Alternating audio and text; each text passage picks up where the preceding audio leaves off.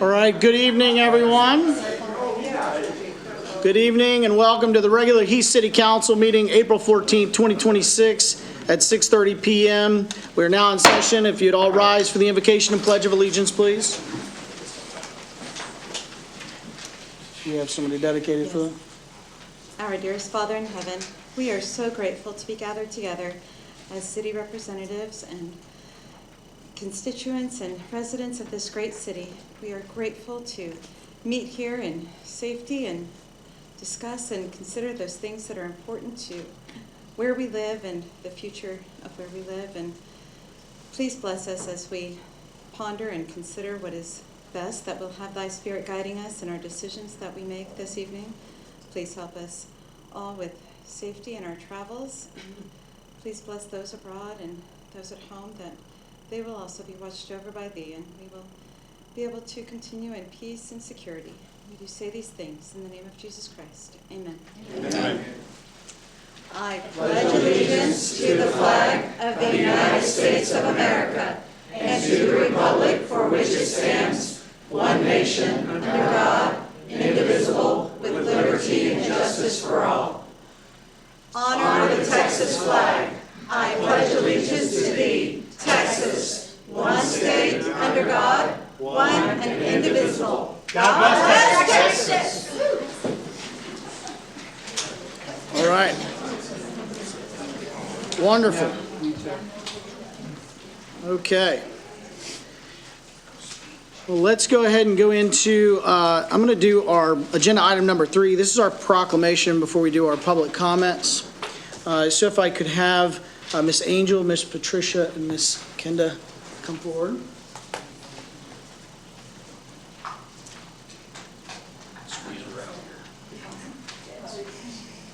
And Sandra. No, I'm not here. And Sandra. And anybody else that really wants to come up for this wonderful proclamation. Come up. Thank you. No worries. All right. I'm honored to stand with this wonderful group of people. You know, it's always special to do proclamations, but I think this is a really, really special one. So today, whereas in the state of Texas, we believe children thrive in safe, stable, nurturing families within their own communities. While it is critical to build a system that supports families when they are in crisis, intentionally supporting families before they are in crisis is essential to preventing the abuse and maltreatment of Texas children. Through establishing partnerships with families, we can build strong, healthy families and resilient communities where children can thrive. And whereas each year, the month of April is dedicated to recognizing the critical work being done across our great state to support families before a crisis occurs, children abuse prevention occurs every day through the diligent work and tireless advocacy undertaken by Texas families, friends, neighbors, houses of faith, advocacy groups, nonprofit organizations, schools, and healthcare providers, social workers, government agencies that all support children and families in every community. Some of those agencies in our community include Children's Advocacy Center of Rockwall County, Rockwall County Department of Family and Protection Services, the Rainbow Room, Lone Star CASA, and Empower. And whereas child abuse prevention cannot be tasked to one community, agency, or system, behind many families that succeeded is a strong community that provided a way for the family to become self-sufficient, stable, and thrive. I encourage all Texans to learn more about the many aspects of our communities, working hard to create positive, healthy environments for the future leaders of our great state and nation. Together, we can create a brighter future for children, families, and communities in Texas, and ensure tomorrow's leaders have the support they need to thrive and reach their potential. Now, therefore, I, Jeremiah McClure, do hereby proclaim April 2026 to be Child Abuse Prevention Month. Thank you so much for everything.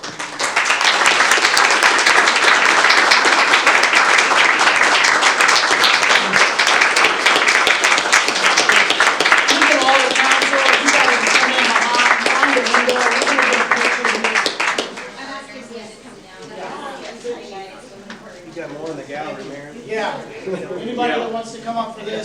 you guys find a window, this is such a big proclamation. It's such an honor to have so many wonderful, wonderful agencies represented.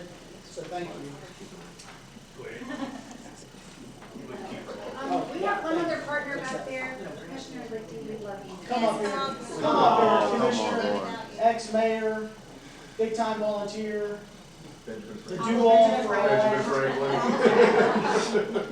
scooter rider in the 4th of July. I think I see you all. Like Mel says, if you see me, I see you. 1, 2, 3. Thank you. Thank you. Let's give him a round of applause. Thank you.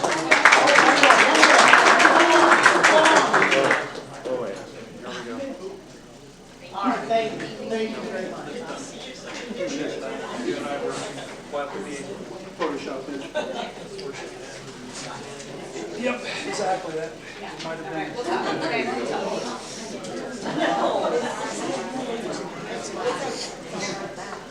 All right. Well, that is wonderful, and thank you for all that you do. At this time, we will now move into our agenda item number 2. This is our public comment section. Mr. Alexander. Mr. Mayor, I have no comments this evening. Public comments? Yes, Mr. Mayor, thank you. We have a number of people here to speak tonight. The first one on the list is Michael Hildinger. Okay, very well. Hildinger, okay. If you would just, as you guys get called, we'll come up, state your name, your address, and then we try to respectfully keep it within 3 minutes. We're not going to kick you off, but we just try to keep it tight. Thank you, sir. Thank you. Michael Hildinger. I live at 446 Ridge Point Drive. In relation to the road behind our house, proposed road behind our house, right about there on the little red dotted or dashed line. First off, I'm vehemently opposed to the road. We have, as a neighborhood, responded to rumors, or I'm not even sure how to classify it at this point in time, about this proposed road for years, and it never seems to go away. Even though we have been told in the past that it will, it doesn't. We've been told that on a county level. I haven't personally been told that on a city level, but on the county level, yes, I've been told that the road will disappear, and it never does. It keeps showing up on, excuse me, showing up on maps. I had questions, but then I realized when I was sitting there, this is probably not a question and answer type situation. This is where I'm supposed to make comments. So one thing that has puzzled me forever regarding this road is what its purpose is. And I still don't have an answer, other than it's just a road that was on maps for a long time and has, again, never gone away. But what specifically its purpose will be, I have no idea, regardless of sitting through meetings, and I still don't know. So I think it would be nice to know if we're going to spend. I'm not sure, looking back through some of the city documents, exactly which road it is or which section it is. There are sections of road that basically will spend as $35 million, $10 million on, but I'm not sure which one is this one because it's not clearly laid out on this capital improvement plan. There's also, I have a question about exactly what type of road it will be. On my original survey, when I bought my house when did we buy that? 2019. It lists the right-of-way as 60 feet. When I look on the original survey for the ridge, the neighborhood itself from 2002, Bill, I'm not sure, 2002, lists a city 60-foot right-of-way. When I heard about this afternoon, I went out from working in the yard and decided to measure from my property line, or what I thought was my property line, to the property line of the house across from us on Stoneleigh, and it's 100 feet. When I look at, I guess the road is supposed to line up with the one from Rabbit Ridge, basically, that's come over. That's a 4-lane divided with a median and a dedicated left turn lane. When I look at that, it seems like that road would have a right-of-way of 130 feet to 150 feet, somewhere in there. So if the road that's supposed to go behind my house is going to be of the same type eventually that's over at Rabbit Ridge, I'm gonna lose a lot of backyard. For what? When I still have no idea what this road is for. So I am, and would like it known, I'm vehemently opposed to this road. Thank you. Thank you, Michael.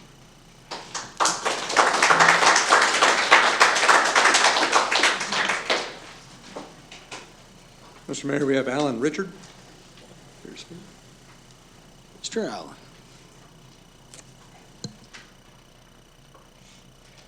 Hi, I'm Alan Richard. I'm 144 Stoneleigh. Just, of course, my backyard will be a complete mess, and traffic in left turns and right turns and so forth. 3 hours ago I figured this out. I'm supposed to be at the booster to figure out this new high school coach we're having. So here we are, and I have no plan.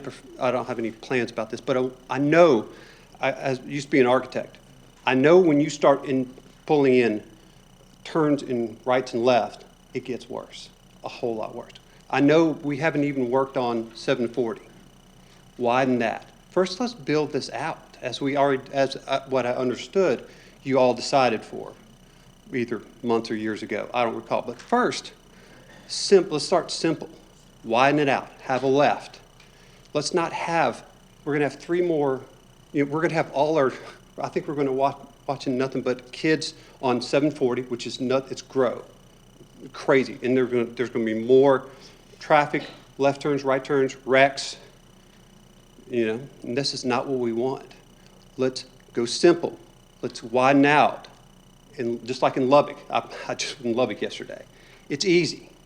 Let's be easy, and then let's make bigger decisions after we did the easy ones. Thank you. Thank you, Alan. Mr. Mayor, we have Jason Blackstone. Jason.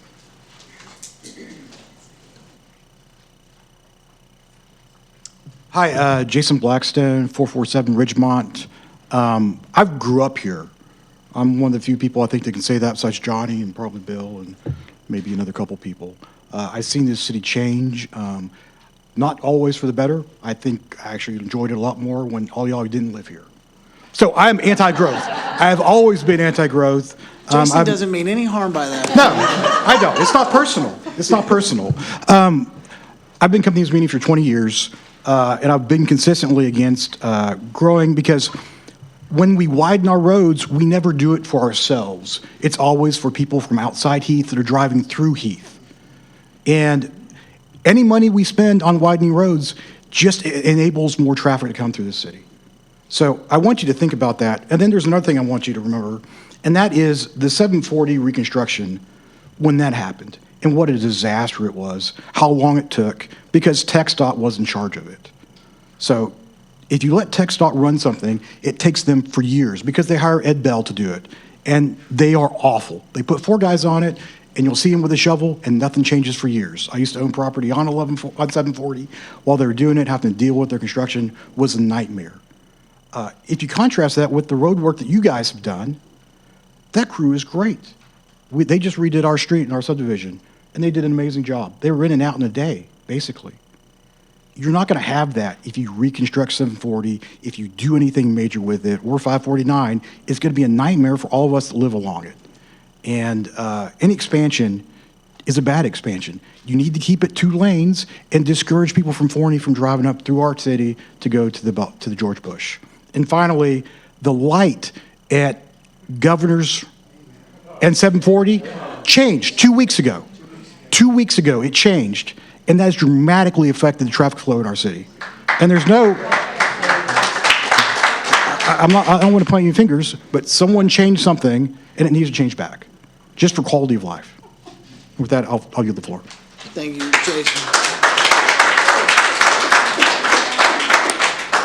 For the record, I didn't change the light. Just as you guys go on Facebook, remember that. All right, Mr. Alexander. Mr. Mayor, we have Bill Wallace here. Mr. Wallace. Name is Bill Wallace at 446 Ridgemont Drive. I'm the Ridge HOA president. I was made aware that this thoroughfare meeting was happening tonight and that there would be some possible input from y'all regarding it and how some roads, like the road that goes between Stoneleigh and the Ridge, is still on the map, even though we were told years ago that it was going off the map. And that if y'all are making a recommendation tonight to go on with it and to say, hey, TxDOT, why don't y'all take this over and do this road for us? If y'all do that, you're screwing the people here in Heath. Do not vote to recommend this current thoroughfare plan like it is. It needs to be changed. Y'all need to go in and change it.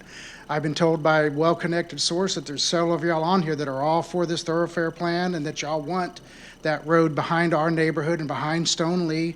The map that everybody had over here shows the black line of the proposed 740 kind of going right behind the Ridge and then going directly along behind Stoneleigh.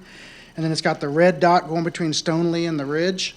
On the original maps that I had from 7 years ago, they showed the road 740 going around the curve at South King and going towards Heath and getting close to the yacht club and then cutting through open field, affecting no houses, and taking it around behind the Shell station. That way you're easing congestion downtown and you're not affecting any homes if you do that. So if you're going to do a reroute of 740, that's where you say you do it. You go back to that map y'all had 7 years ago. What I was told 6 years ago was that, oh, the city engineer just randomly changed that on this map. Well, that's not how it works. So somebody intentionally changed that and put that on the map. We need to go back to putting 740 going from close to where the yacht club is and cutting it across open field that doesn't affect any homes. You're not going to have a bunch of people up here griping and complaining. I mean, that's what half these people are here for, is because of this affecting Stoneleigh and the Ridge.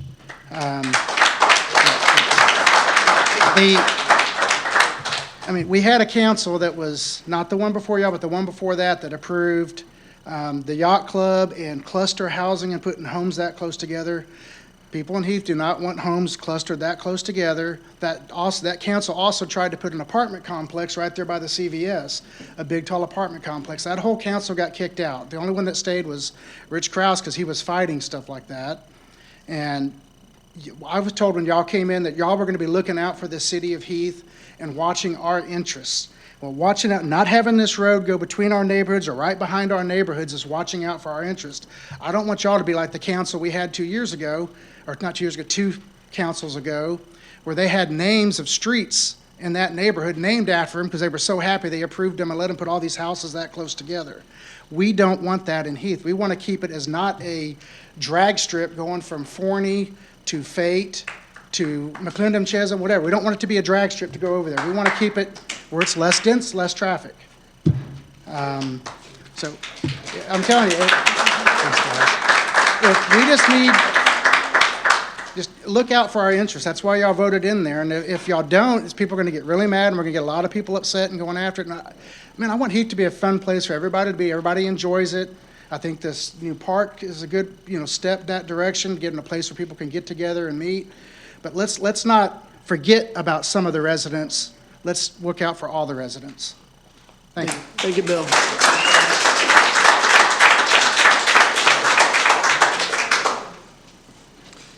Mr. Mayor, we have Tom O'Neill here. Mr. O'Neill.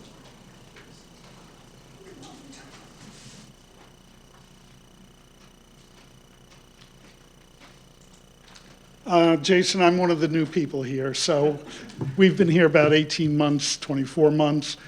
And when we looked at homes in the metro area, we looked at all the normal places, Frisco, Plano, and then we came down here and just loved it. I would hate to see the investment that we've made and that many of these people have made in their homes and in their lives destroyed by roads that will go through their backyards, like it will go through my backyard and will make the back of my house almost unusable. So I appreciate the opportunity. Thank you, sir. Thank you, Tom. Mr. Mayor, we have Travis Duke here to speak. Hey, Travis. Good evening, y'all. Happy to see you here. You know, I'm here speaking on 6G, everybody, the Master Thoroughfare Plan. And again, a few years ago, as was stated before, Trip 21 bond was put out. We were told it was extinguished. Frank knew. I think, Lauren, you even had a hand in that, and it was gone. And so here we are again with this 740 plan. We can tell you then and now, as we've heard, nothing's changed.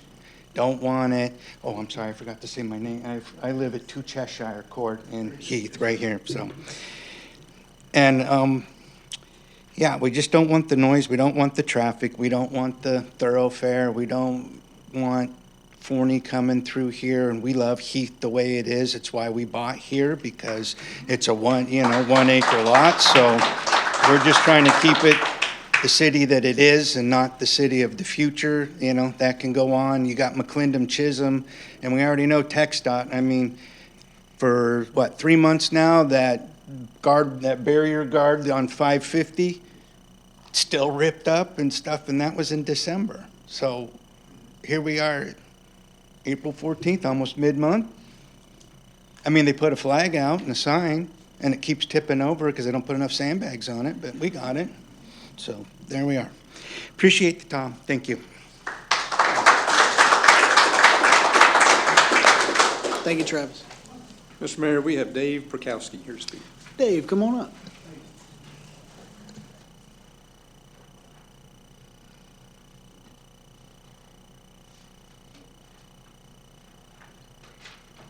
My name is Dave Prokowski. I live at 325 Dominion Place, and bravo on the new park. I love it. So I've been here a couple times. I purchased a property at 510 Hubbard. We created the Peaceful Point subdivision, just a nice, beautiful area. And I'm representing our HOA. I am the treasurer of the HOA. And I know that we have one more individual. And we just want to be on record to state that we're complaining about a particular house at 522 Hubbard. We have a number of complaints. I know I only have 3 minutes, but these are from a number of individuals. I have documentation that I will leave. Who can I leave the documentation with? Okay, so I'll leave that. But basically, there are the whole area that's right behind us. They are not following the building codes. It's an ag, I believe it's ag. It really only has 3 acres of livable or ag capability. And I read the ordinances. There is just not enough land to have the number of buildings that they have on that land, the number of horses that they have on that land, and there are other complaints like finding individuals throwing bricks at horses. It's actually, I'm getting complaints about that. I've not seen it myself, but we'll get pictures if we have to. Just too many things going wrong. And recently, it looked like it became a dump yard for all the work that's being done on Hubbard. So it looks like they accepted all the concrete. I mean, it's the number of concrete slabs that were put in this particular residential area. It's just unbelievable. So I just wanted to go on record. We want to do what we have to do to fix this. We've had conversations with David Gonzalez. We've talked to Lisa. We just want to see that something gets done properly. Thank you. Thank you, sir.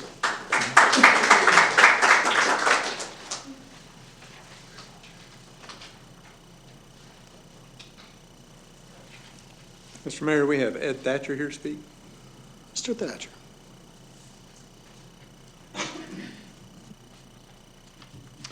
Mayor, City Council. My name's Ed Thatcher, and I live at 32 Tennis Village Drive in Buffalo Creek in Heath. And we in Buffalo Creek would like to have that road through those subdivisions so we don't have all the traffic in ours. No, I'm teasing. Years Well, ago. thanks, Ed. It's great to see you tonight. I'll say this, years ago, the ridge was built before it was in the city limits, and the county required that 60-foot right-of-way there. And then the city required, when they built Stoneleigh, to do 60 foot of right-of-way to put that right-of-way through. And so that's been dedicated. The reason it doesn't just go away is because it's a dedicated right-of-way. Somebody has to vote to kill the right-of-way, and then you got to divvy up the land kind of thing. So you all know that. I'm just saying that it comes up. What you learn is if the government entities wanted the land there, they should have required the developers to build it when they had them give it to them. Once folks move in, there's that NIMBY thing that says, not in my backyard. You know, I don't want a 4-lane highway in my backyard. And so I remember when it came up before, that's kind of what we said, well, we need to move on to something else. The other thing, the street over here through Gilbert's place over here, that is something that we've kind of had for a long time. That would pull the plug from bringing things around here and taking the S-curves out and so forth, and may keep the downtown area a little better. Now, that's not what I came to speak on, so I would need 3 more minutes. That was a great history. 3. You're doing great. You're doing great. Yeah. Go ahead. You're fine. Thank you.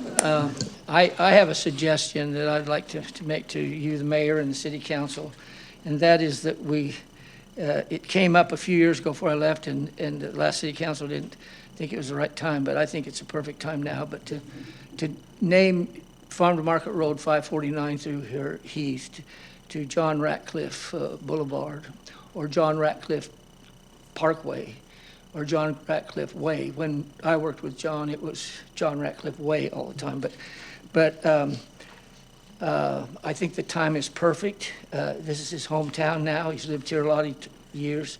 He still has a home here. He has family, still lives here. This is where he comes when he comes home. He's done a lot for our city and for our state and for our county and for our country. And I'm real proud to have worked with him, and I think it would be befitting. This year is the 250th birthday of our United States. And I think if you could see to get that named and get it signed, you'd have to get TxDOT to put the signs up. That might take a while. But I was about to make that joke, but go ahead. Yeah.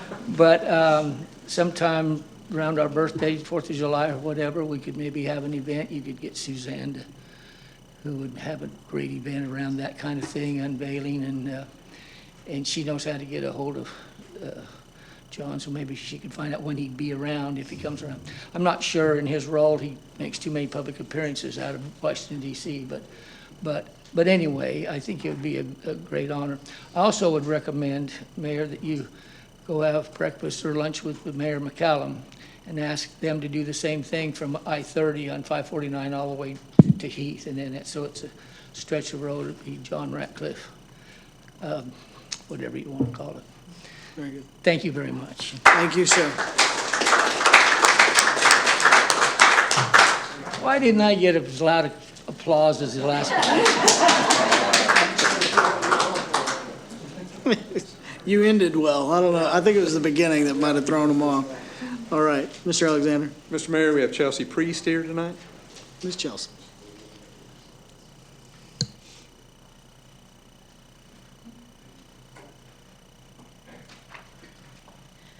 Chelsea Priest, 467 Ridge Point Drive, so I live in the Ridge. I'm here obviously to speak about the road that is proposed between the Ridge and Stoneleigh. I unsurprisingly am opposed. I am across the street, so it wouldn't be literally in my backyard, but this isn't an issue that would just impact the people whose backyards it would go through. it would impact the entire community, because the way to solve congestion is not to build more roads, because that just draws more congestion. And I've sat in not your same seat, but a similar seat working with a different city. And so I understand the resident concerns about congestion and safety. I've looked at the agenda packet, and so I know there are concerns about upcoming congestion. I know there are concerns about accidents and fatalities on that roadway. But the right way to solve that is not to build more roads that will bring more traffic, that will increase congestion, and that will cause more accidents. And believe me, I also am worried about congestion. I commute into Dallas almost every day, and so I drive 740 almost every day, and I have to make that turn out of the Ridge. But again, a new road is not going to solve that problem. I also think if we want to keep Heath as a rural community that people like to live in, again, the solution is not more roads. And so I would encourage the city to look at other solutions that are not just building additional roads and taking away the rural nature of the community. That's all. Thanks. Very good. Thank you.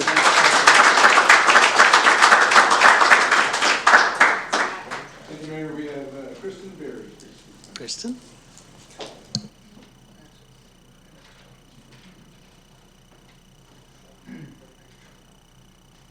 Hi, Kristen Beery, 101 Ridge Point, so you can guess what I'm going to say.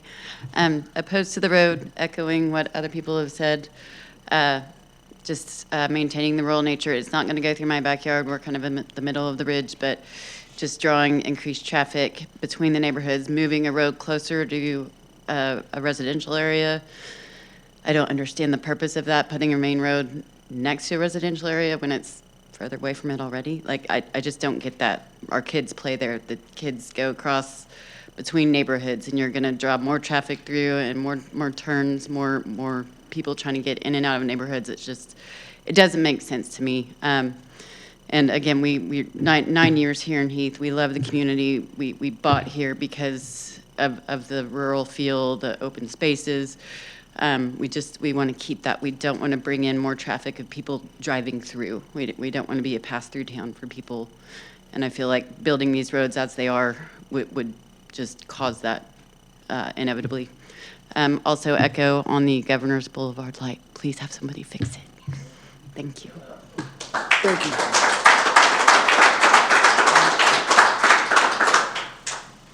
Mr. Alexander? Mr. Mayor, we have Mark Martin here this evening. Mark?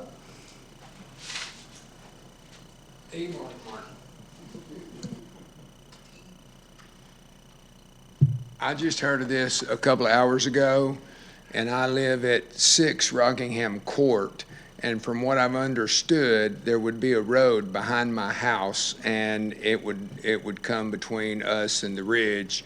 And I know in the Trip 21 deal, I think Travis addressed it correctly.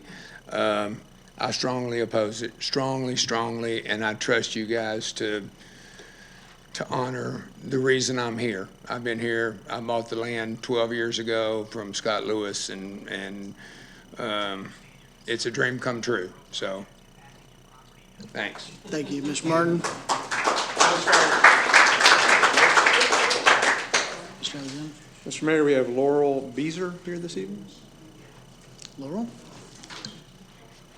I'm Laurel Beezer, and I live at 304 Ridgemont Drive. Same thing. We bought our property 14 years ago, and we came here from 3.5 acres, and so now we have 2. But we bought purposely here because we loved the area, and it was open. Sorry. And it was rural, and it was quiet and peaceful. If they put that road right through through my backyard, the road is kind of on a hill, same as Bill's.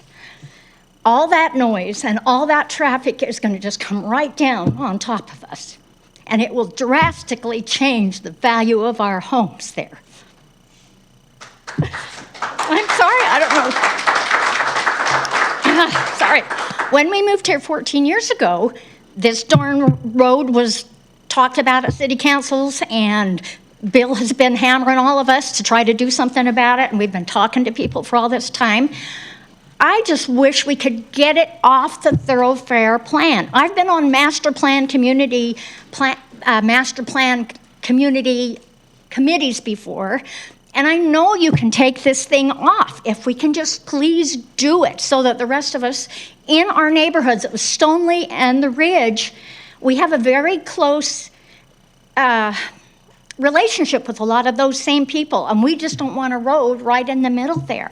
Mostly it's going to ruin we have lots of trees, it's quiet, it is such a beautiful area. And if we all look at Travesty Ranch over there and all the traffic that comes through here, and that governor's light that now just backs up everybody. All these people are just using this as a thoroughfare. You put that road through the back of my house, and it's just going to be loud, and it'll ruin our neighborhood. And I just want to say that.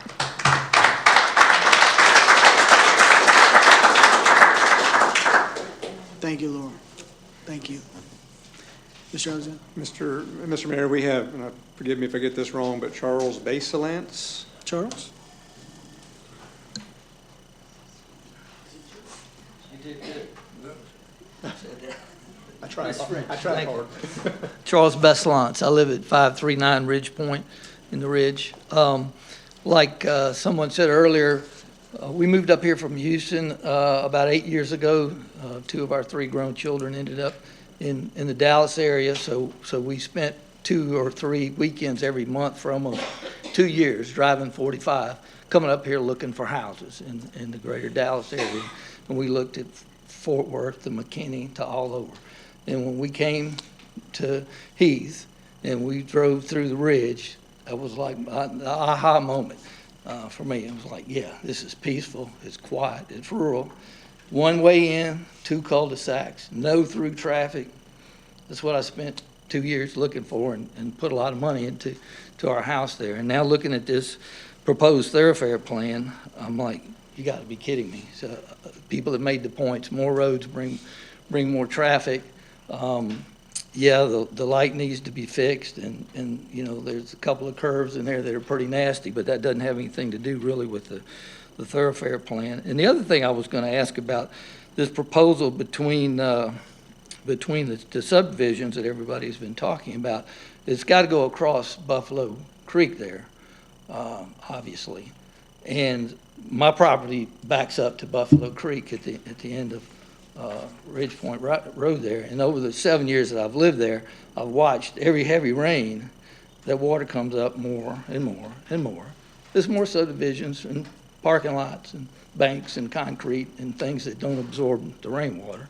And I can't imagine what sort of bridge or elevated roadway would have to be built to accommodate that floodwater that comes through there 4, 5, 6 times a year every time we get a heavy rain. And then there's all the debris, logs and stuff. I mean, that canal is really clogged up bad. I wished it would be cleared, but again, you put pilings and bridges and roadways through there. Somebody's going to have to clean that out and maintain that and keep those logs and keep that waterway clear. So I don't know. There's just a lot of good points have been made against that, but the whole thing about ruining the aesthetics, the quiet, the peaceful nature, the rural nature of actually all 3 of those neighborhoods that are on would be affected by that. It makes absolutely no sense to me whatsoever. So that's my point. Thank you. Thank you, sir. Mr. Alexander? Mr. Mayor, we have Brenda Warren here to speak tonight.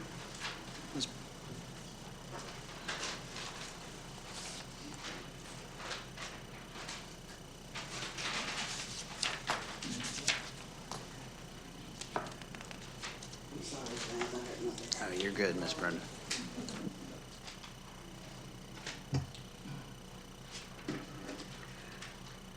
My name is Brenda Warren. I live at 230 Ridge Point Drive. We moved to Heath 11 years ago. We lived in Plano for 22 years. For those of you all who know Plano, how it have grown, how the traffic is, this is why we moved to Heath, because it's quiet.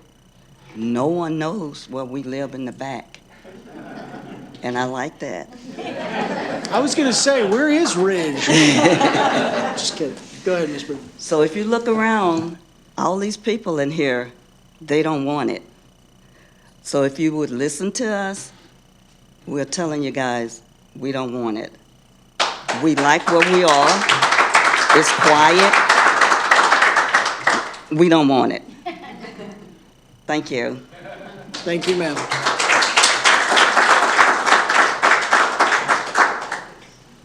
Mr. Alexander. Mr. Mayor, forgive me if I get this wrong, but Joe Macaluso is here. Come on up, Joe. How's it going? I'm Joe Macaluso. I live at 301 Dominion with Dave, who was here earlier. I have two things. One is to echo what Dave said about our neighbor behind us. I stood here about a year and a half ago when the owner of that property was here promising the council and the people who were at the meeting that he would keep his bargain in keeping Heath beautiful, which he's obviously not keeping that part of the bargain. So much so that I had to build a wall behind my house. It's a big, beautiful wall, but I had to build a wall to protect my home value, and I shouldn't have to do that. Like, what are we doing? I have Javier on speed dial trying to enforce codes. Are they being enforced? I don't know. We don't have any progress reports. Every time we call, every time we email, it's getting handled, but I'm seeing the same stuff over and over again. My neighbor next to me, poor guy, moved here to retire, and he's looking for houses in other cities because he can't handle it anymore. So if you guys could please look into cleaning up that property, I'd really appreciate it. My other issue is just kind of a Karen issue. Beautiful park you guys built. Spent probably a pretty penny on it. We're bringing in all this, new retail. There's new businesses coming. We're growing as a community. We have tangled power lines everywhere. Like, you look up and you got this pretty Heath sign, but you have to look past telephone poles and power lines going everywhere. I don't know the logistics, I don't know the economics, but if there is some sort of study you guys can do about maybe burying the power lines, like, let's get rid of the 1980s look if we're gonna, progress as a newer city where people want to live here, want everything to look nice, and don't want to run their cars into poles. Also, is probably a big benefit of that too. So that's all I have. I appreciate it. Thank you. We kept the power lines for the rural look and feel. That's great. Thank you. Mr. Alexander. Mr. Mayor, we have Johnny Pabian here to speak. John?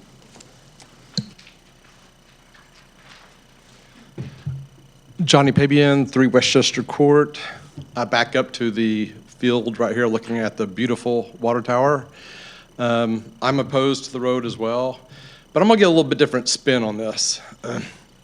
I consider myself an efficiency expert with my wife, and we disagree on some things, but I'm gonna put a little technology spin to it because I don't think people think far ahead in advance. And a good example of that would be, let's think back to George Bush Toll Road. Everybody drives through toll road. Remember all the toll booths that we had and how much land they took over of people's houses? And now you don't need half of that toll booth anymore because technology came along. If we do add this other road, think how long it's going to take. 10, 15 years, probably before they get around to get to it. Where will we be in 10 or 15 years? I'm pretty sure by then we'll have flying cars a little bit more, and that we might not need as much road. So think a little bit more to the future of having probably fewer cars at some point. It might not be that quickly, but it's going to come, and then someone's going to say, why did we take all this land and build roads? So think of that. Thank you, Johnny. I thought for a second Johnny was going to recommend that we get a toll road, and I thought, well. Yes. I am for that too. Mr. Alexander. Mr. Mayor, Nate Roberts is here to speak. Hey, Nate.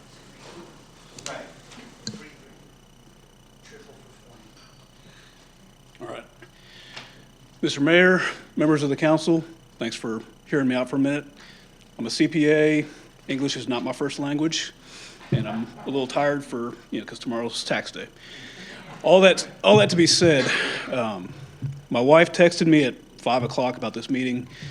I didn't even realize this road was still on the agenda. So I remember it was 2-3 city councils ago, this was voted down. And back then, we were talking about it just with the traffic. I mean, we've got members of our public service here. Is this going to help their jobs as far as, are they going to be spending more time chasing down speeders, watching for kids?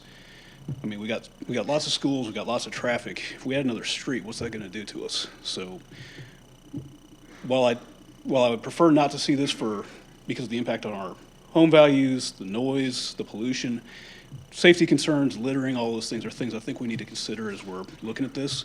So for those reasons and a lot of other great reasons I've heard tonight, I think we should consider whether or not this is a good idea. Thank you. Thank you, Nate. Mr. Alexander. Mr. Mayor, last on the list, and certainly not the least, Christine Holmes is here to speak. Ms. Christine.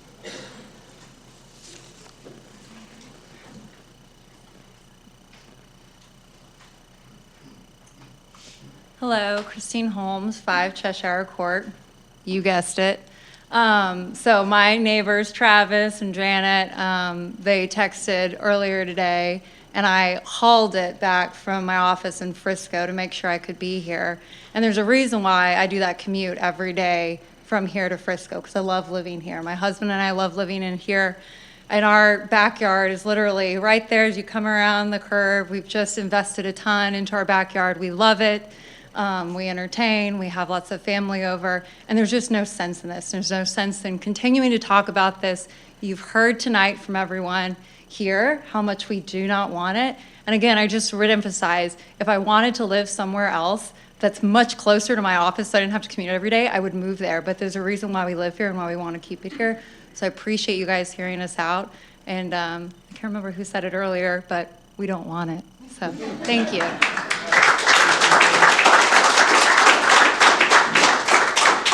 Thank you, Ms. Christine.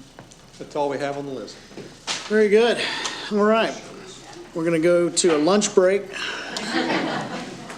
All right. Thank you guys very much. At this time, we'll move into our agenda item number 4. This is our council and city manager comments. Mr. Alexander, you stated you do not have any comments this evening. I have no comments. So council, at this time, do you have any announcements or any comments that you'd like to make? None at this time? Very well. Then we will move into our agenda item number 5. That's our consent agenda. 5.A, this is action regarding the minutes of the March 24th, 2026 regular meeting. 5.B, this is action authorizing the city manager to execute an easement with Encore for the electrical service to the new Public Works facility.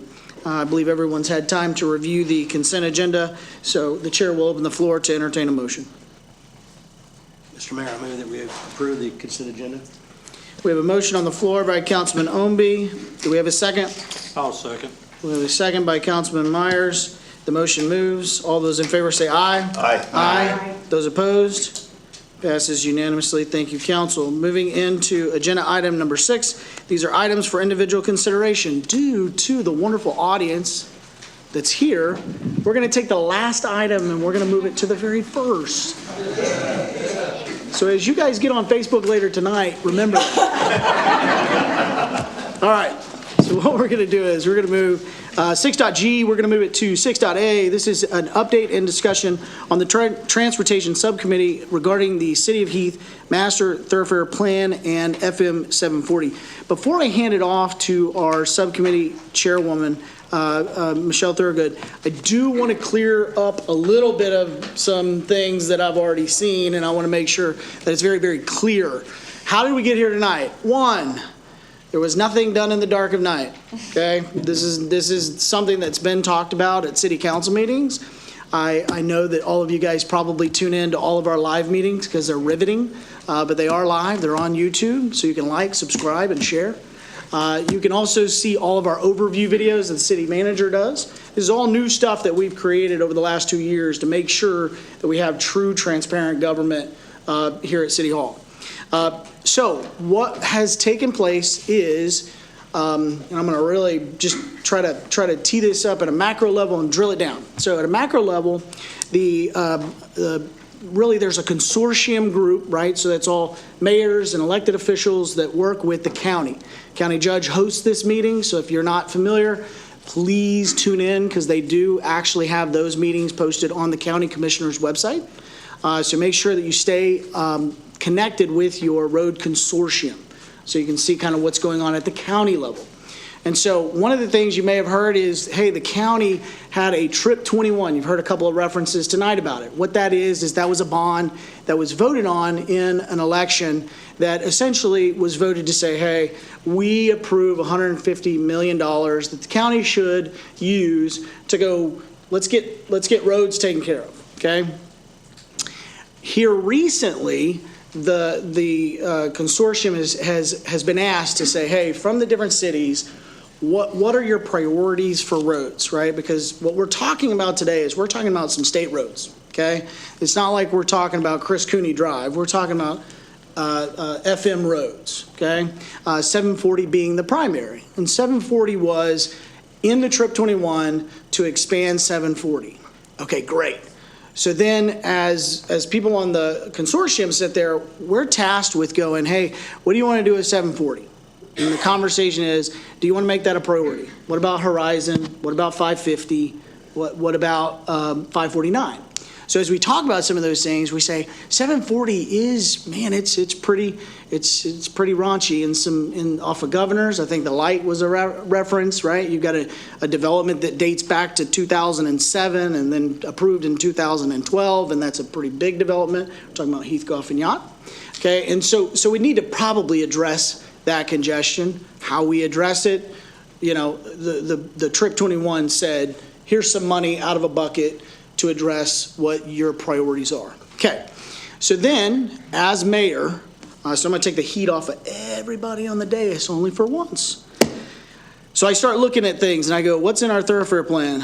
Start flipping through and I go, just like some of you might have remembered our anti-monotony ordinance that hadn't been updated since 2005, the open space that we never even had a codified ordinance, but it was in our comprehensive plan that we're going to have all this open space. And so we needed to create some laws and update some laws. So in your thoroughfare plan that you might have seen on the table and you might have in your hands, that thoroughfare plan dates back to 2019. Okay, with these alternate routes. So ultimately, the thoroughfare plan was adopted in 2018. I don't know if there was a new adoption of this new map, but those have been in there. I also can tell you, I was around during the days that City Hall was packed out to say, hey, look, you know, these two neighborhoods definitely don't want a cut through, right?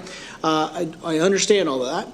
And so as we start looking at it, we go, okay, well, we really need to make sure that this is codified, because if there were meetings at the county, which are on record, that said, hey, we really don't want these roads, well, it never was codified in our own thoroughfare plan. So nothing's being done in the dark of night. What you have is you have great leadership that are in these elected roles that are saying, we got to go back to play cleanup, okay? Now, that's how we got here. Now, we had already established some subcommittees. We have a few different subcommittees, right? We have a customer service subcommittee, we have a water subcommittee, and then we have a transportation subcommittee. So what it was, hey, we're going to send this to the subcommittee so you guys can work on it. So you can't have a quorum if you do that. There's 3 individuals that work on that subcommittee, and then they meet with different officials. They met with the county commissioners. They met with, I believe, John Polster's group for ITS. And so their job is to, okay, let's understand our thoroughfare plan as it exists. Let's understand what these other entities are saying could and should be done. All right, so I just want to tee that up, demystify some of the, I like to say, Facebook rumor mill, okay? And then at this time, I will now hand this over to Chairwoman Thorogood as she chairs the Transportation Committee. Thank you. All right. Just one correction to that. It's the Traffic Drainage Committee, right? We can't. It was transportation, then it was like, we need some drainage talks. Go All ahead. right. Good evening, Mayor and fellow council members. Tonight, I'd like to introduce an item 6G regarding traffic conditions and future planning along FM 740 here in the city of Heath. As we know, FM 740 serves as one of our primary corridors. It connects residents to our schools, our local economy to the broader region. With continued growth in the city and throughout Rockwall County and abroad, the demands on this roadway are increasing at a pace that requires some thoughtful and proactive planning. The purpose of this presentation is to walk through current traffic conditions, projected growth, and the opportunity we have before us to address both safety, which I believe Chief Siri will talk more about, as well as concerns for long-term mobility. Our goal tonight is simple: to ensure we are making informed, responsible decisions that protect our residents. There we go. Hold on just a second. I think the slides are out of order. Sorry, this has never happened before, but the slide that's labeled number 2. Which one do you? Oh dear, hold on. It's going to be so cool. I know I'm just a fumbled up mess. All right, let me just. I'll just. This is not in order, but I can do this. Hold on. All right, hold on. No, I take that back. This is the right slide. Now I'm super embarrassed. All right. As part of the county's long-term transportation planning, Rockwall County took an important step in late 2025 while advancing the 2021 bond program. At that time, the county asked each city to identify their top priority roadways for improvement, and the city of Heath responded by identifying FM 740 as one of our highest priorities, reflecting what they have been hearing, and we have all been hearing, that residents every day are concerned about the congestion and the safety along this corridor. Following that request in January of 2026, the Rockwall County responded by setting aside $3 million from the first issuance of the TRIP 21 bond funds, specifically for improvements to 740. Now the next slide. Okay. I'm not nervous. It's fine. All right, here we go. All right, this slide provides a brief overview of FM 740 and how it functions today within our community. First, FM 740 is a key arterial roadway connecting Lawrence Drive to US Highway 80. It serves as a critical link not just within Heath, but for regional connectivity as well. Second, it is heavily traveled corridor with daily congestion. This is not an occasional issue. It's consistent day-to-day reality for the residents. It's also important to recognize that a significant portion of our city's population, particularly those living in the Heath Golf and Yacht Club, which I believe is about 20% of the entire population of our city, must rely on FM 740 every time they leave their neighborhood. This is not just a through road for them. For many of our residents, this is their primary access point in and out of their community. And third, this roadway serves a wide range of traffic. It includes residential traffic, school traffic, local trips, commuter traffic, and essential services like garbage collection. I want to pause here and share a personal perspective. Last year, Monday through Friday, I drove FM 740 taking my son to preschool in Forney. That daily experience gave me a real understanding of how this road functions under normal conditions. About once a week, on garbage day, that commute became significantly longer. I would frequently find myself stuck behind a garbage truck, stopping at multiple homes along the route. There are many residents along FM 740, and naturally each has garbage service.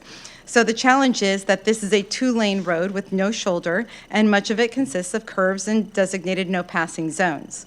So drivers are faced with a choice to either remain behind the garbage truck and see their commute increase by 20 minutes, or attempt to pass illegally.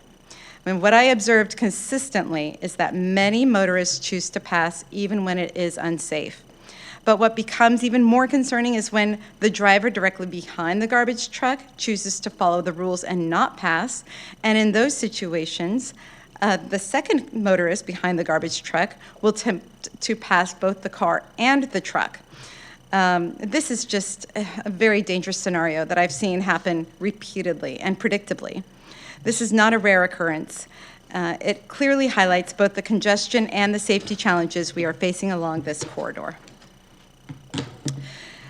Here we have some highlights of the current traffic volumes on 740, along with projected growth over time based on data from the North Central Texas Council of Governments, NCT-COG, Regional Traffic Demand Model. It occurred to me that this probably is not taking into consideration the flying cars, but Given what we know now and predict, today FM 740 is already carrying approximately 18,750 vehicles per day. That is a significant volume for a two-lane roadway with limited capacity and no shoulder in many areas. Looking ahead, the projections show steady and substantial growth. By 2035, traffic is expected to increase to over 27,000 vehicles per day.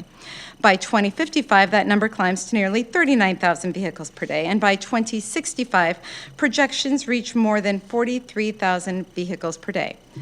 To put that into perspective, we are looking at approximately a 50% increase in traffic within the next 10 years and doubling that traffic within the next 30. These are not speculative numbers. They are based on regional modeling that reflects continued population growth, which is inevitably going to happen, and development across our area. The key takeaway is this: the challenges we are experiencing today on FM 740 are not going away. They are going to intensify. To conclude, based on the information we've reviewed tonight from current conditions, the projected growth, and the real safety concerns, which actually we have not yet considered, and so I'd actually at this time like to just turn the time over to Chief Siri to speak on those safety concerns for us. Thank you, ma'am. Chief?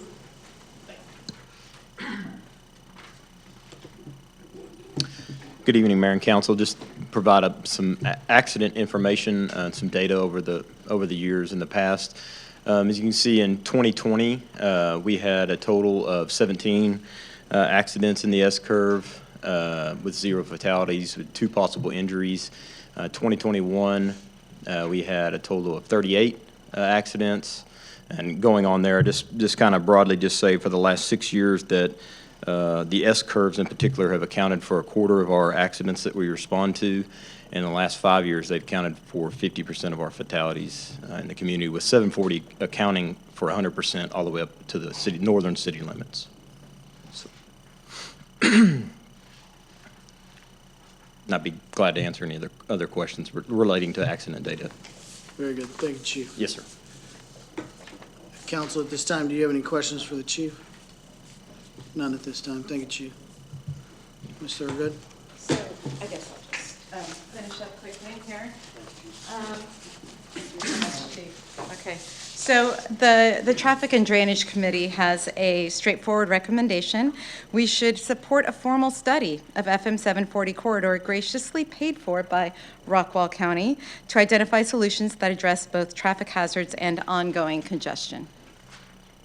And with that, I'll open it up for discussion or welcome any questions from the council. Very good. If you would join us at the dais, we'll begin that discussion. And for the audience, just keep in mind, this is how your city government works. So what we do is we do a lot of dialogue. Tonight, again, as we look at this is an update from a subcommittee, and it's really a discussion, okay? I want to be very clear, too, that it's understood that your thoroughfare plan has a process. You know, why this hasn't come off and why there hasn't been a change, I can't speak to the history, but what I can speak to is the codification process. So to codify any of the changes, you know, you've got 740 where it is now, but to codify, if you didn't want other routes, you would see it go to a public hearing at the Planning and Zoning, which is Planning and Zoning Commission. Those are volunteers that volunteer to be on your Planning and Zoning that work with a number of items that come to recommendations to the City Council. So there's a public hearing, so there's a publication of the public hearing. There's a time lot that has to be done, so there's no dark of night finding out at 5 o'clock and having to rush over here. Like it's, Marie, 45 days?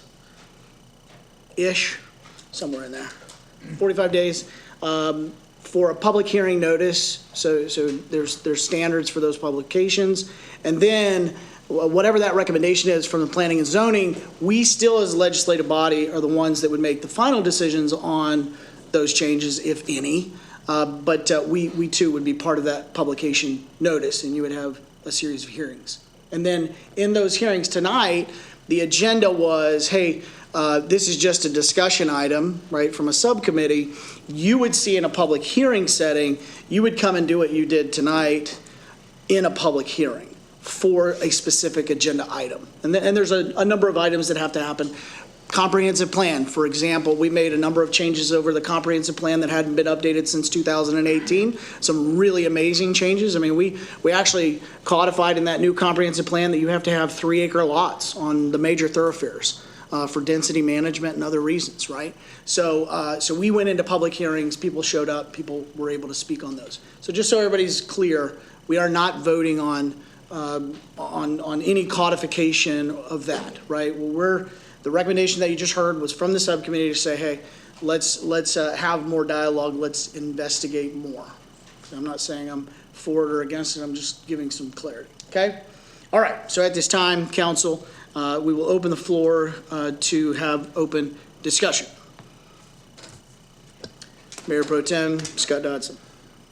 Councilwoman, you had stated in your closing remarks that the county had graciously offered to fund the investigation. I'm looking at your bullet point 3. The city council is to request funding and involvement of professional consultants. So I'm just wondering, is it being paid for, or are you requesting funding? No, it is. Sorry. It is being paid for by the county. Okay, so your item 3, you're not requesting funding Not from the city council? No. Okay. Sorry, that is confusing. I see that now. All right, thank you. Any other questions or discussion items? First of all, I just want to say thank you all so much for coming out to speak and letting us know how you feel. It is important for me, and I know I speak for other representatives of this body, that we hear from the citizens. And it is our job to represent all the citizens of Heath, and I'm sure you understand that. But I can tell you, I am going to fully vet whatever we do, and as the mayor explained, we want to find out, we want to learn more, so that we can best represent all the citizens. So I just want to make sure you all know that we are hearing you. I am hearing you. I also want to comment on Johnny's statement about flying cars. I have to tell you this because Councilman Dodson and I were in DC as part of the North Texas Commission fly-in. And we talked to representatives who told us they are building a helipad at DFW where they are going to do a flying taxi system where you can land at DFW, get in your flying taxi, and fly to Heath. So I don't know how soon that's happening, but it is real. So anyway, that's all I have. I vote for a no-fly zone, but okay. My comment is meet George Jetson. Yeah. All right. Any other discussions? Councilman Omby? Yeah, Mr. Mayor, I would just like to really kind of tease this out a little bit. When we began our subcommittee meetings, we were initially charged with repairing some roads. So we spent first few months, spent a couple of $1 million and had roughly 80 either already done or under construction. And then there's some traffic issues along horizon, so we met with the school district when the schools let out, when they let in, found some solutions for that. As we get further down the road on the timeline, then we're asked to take a look at the thoroughfare plan, which there's a lot of things that have to happen before that happens, but you certainly can't start talking about it too soon. So as soon as we start looking at the thoroughfare plan, I was pretty shocked by what was still on there. In fact, I had to verify that some of these routes were still viable. Obviously, they're codified on our 2019 plan. There's a lot on here. As a guy who drives a lot across the community for my business, the routes to get to and from places matter, and I can conceive these plans and things. In fact, to the degree that I was asked to be on the steering committee for the county thoroughfare plan, which we've spooled up as well. I'm going to learn a lot of that from that process to bring back to the Heath thoroughfare plan. But, you know, as I look at some of these arteries, they make zero sense to the point that almost everyone here had tonight. Saying that, Once we get into the thoroughfare plan, we'll see what that looks like and see what we can remove from that legally. I learned something tonight from Ed Thatcher about easements. So maybe if we take that red dotted line out, maybe we owe some people some money. I don't know. We'll have to see what that looks like. But then there was a sense of urgency, if you will, that the county said, look, we've turned a corner and we're going to spend some money on some roads. And we've got 4 precincts and I've got $5.2 million, eventually $3 million up front, that I can commit to 740 is what our county commissioner said. If you guys would like to look at that, if you'd like to have a voice in that process, you need to be acting very quickly. And so we met with ITS, our consultants at the county level, and we had a number of meetings weekly so that we could get up to speed for this presentation. All we're here to do tonight is to allow the county to spend money out of the Trip 21 to look at this road and see what can be done to improve safety. And so this is the absolute very first step, even before we get into thoroughfare plan. This is really, again, I see them as 2 separate issues. So that's what we're asking the full council to look at, spend someone else's money to see if they can make our town better. Very good. Thank you, Councilman Helmby. Are there any other discussion items? All right. My turn.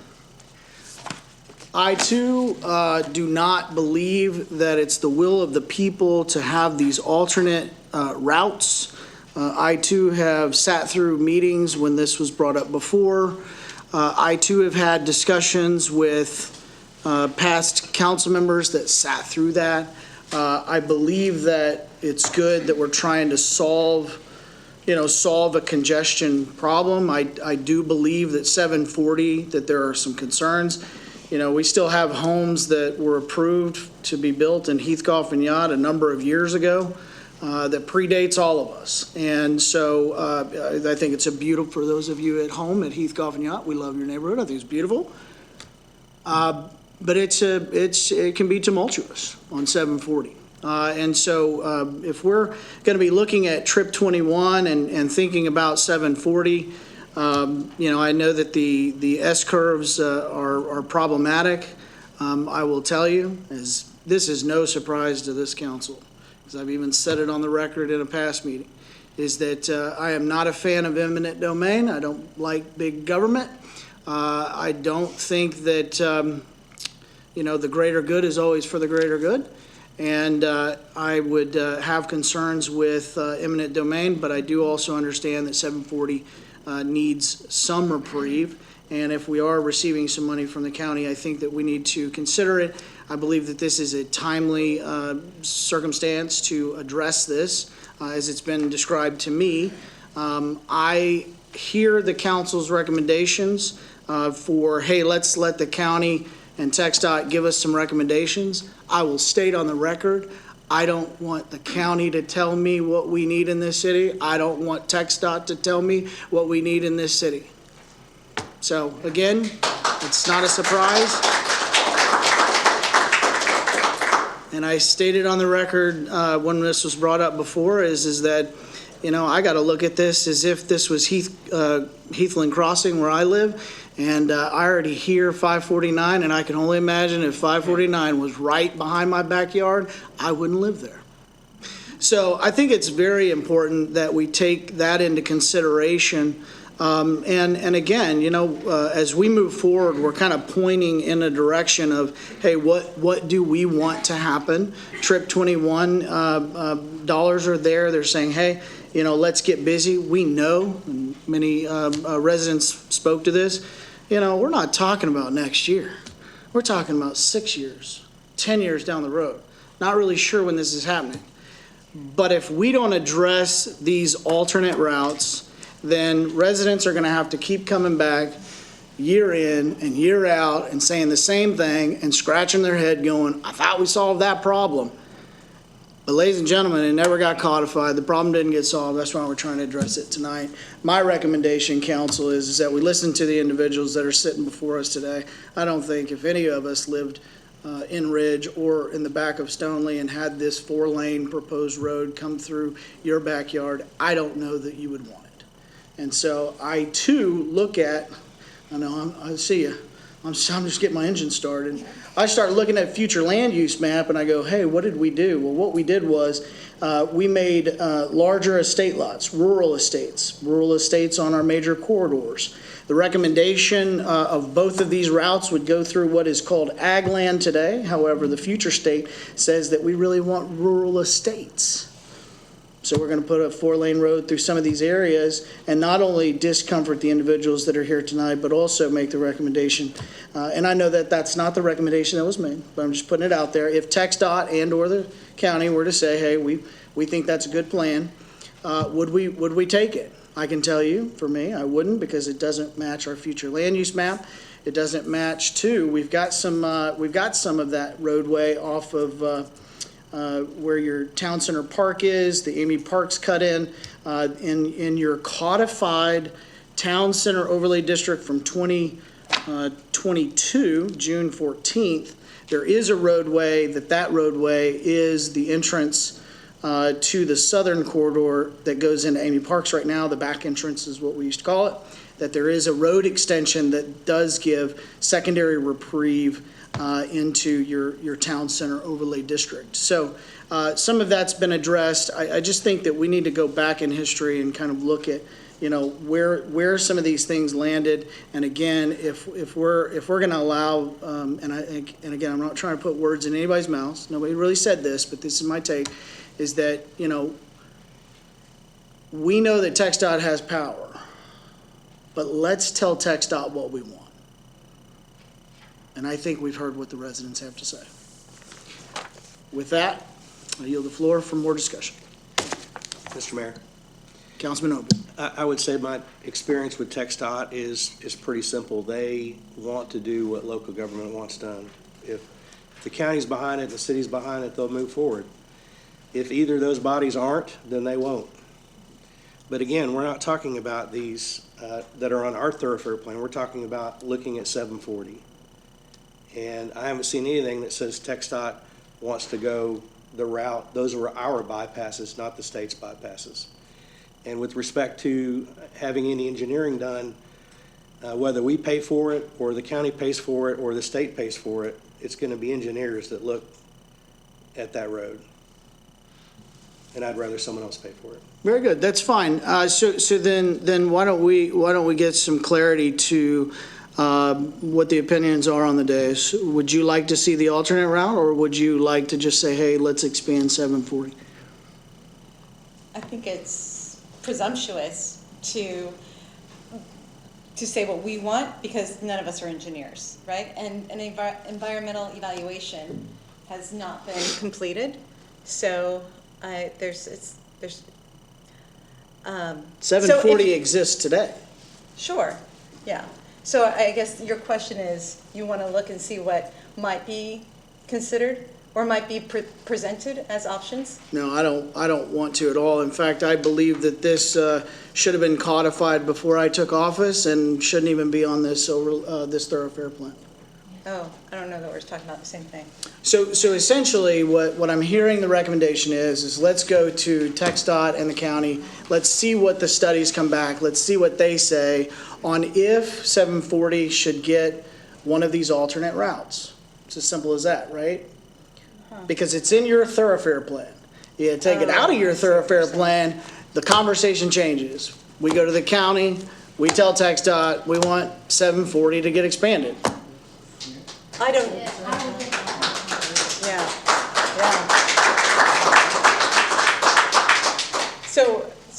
So you're saying we should present the solutions to 740, but constrain these solutions to only exist where we currently have a road?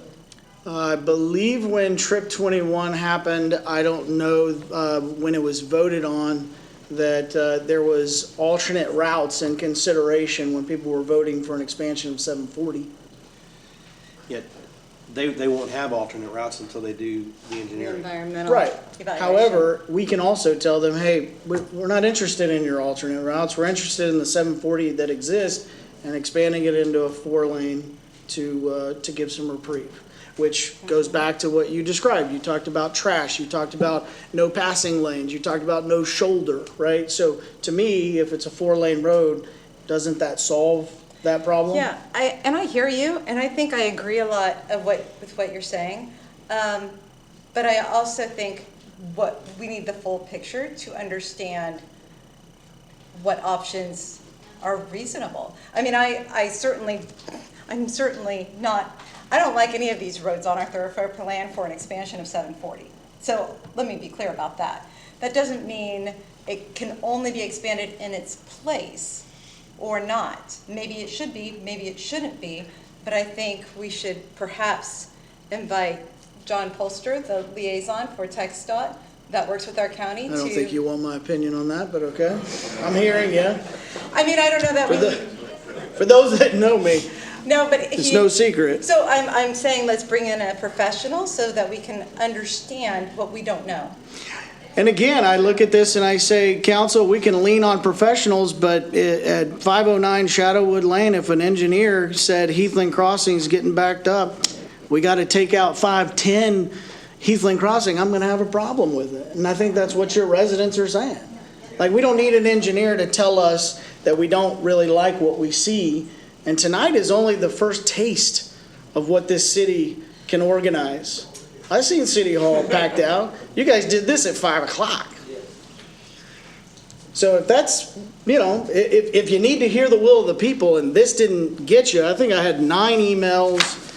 I had some notes here. 9 emails. I believe we've got 15 people that spoke tonight, and I might have miscounted, right? So again, if we want to keep hearing it, we can hear it in a public hearing.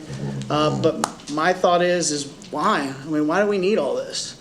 I mean, if essentially, and I was here, I don't know if any of you were here, Councilman Omi may have been, but when City Hall got packed out once before, I already heard all this. It's not the first time I've ever heard any of this. It's not novel. It's been something that's been said. The last mayor was warned on this issue, right? The last mayor pro tem, and I've talked at length. He's now your county judge. So again, my point is that if you have alternate routes, we're talking about Trip 21, we're talking about 740, we're talking about congestion on 740. That's not even debated. I didn't hear one person say that 740 is easy to cross and we love it. It's a pain in the butt. Okay, but I think what everybody's trying to say is you have 2 alternate routes on this thoroughfare plan that they completely disagree with, and I think they're frustrated with having to show up every other year or every other cycle to come in and speak about the same thing. And I think it's our duty to listen to the people and go, hey, let's not default to an engineer or default to TxDOT. Let's default to the people. If the people say that they don't want it, let's take it off.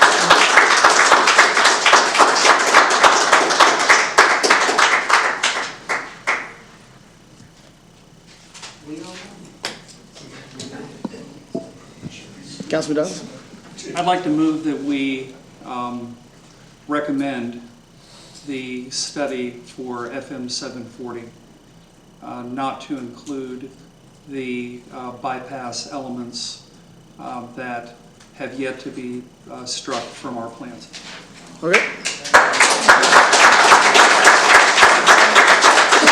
So there's no vote, but I appreciate you moving, right? So as if it's a motion, we can give staff recommendations. Mr. Alexander. Thank you, Mr. Mayor. Just for clarity's sake, Mr. Mayor Pro Tem, I understand that the recommendation on the table is to ask the county to move forward with studying 740 to the exclusion of the routes that are presented on the thoroughfare plan. Does that mean to say that other routes would be studied that may not currently appear on the master thoroughfare plan?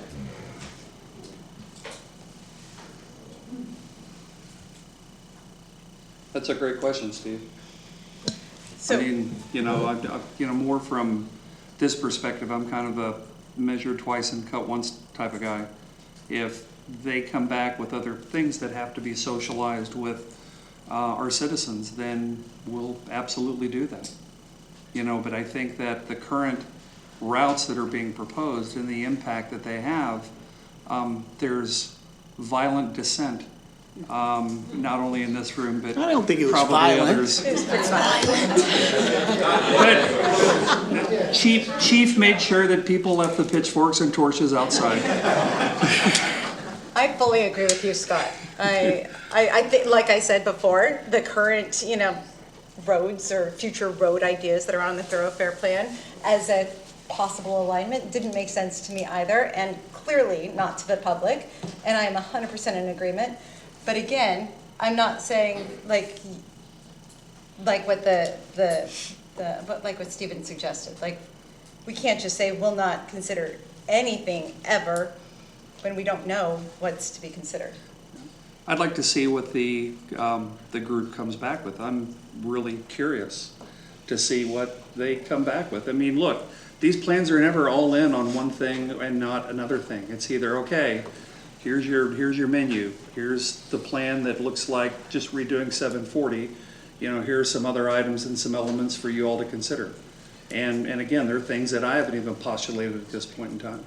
So whatever those items are, as long as they're not the items that are being proposed that are impacting these good citizens, let's take a look. I haven't looked at it. I'm not on that committee, but I'm open to look at anything, but it has to pass the filter of our public.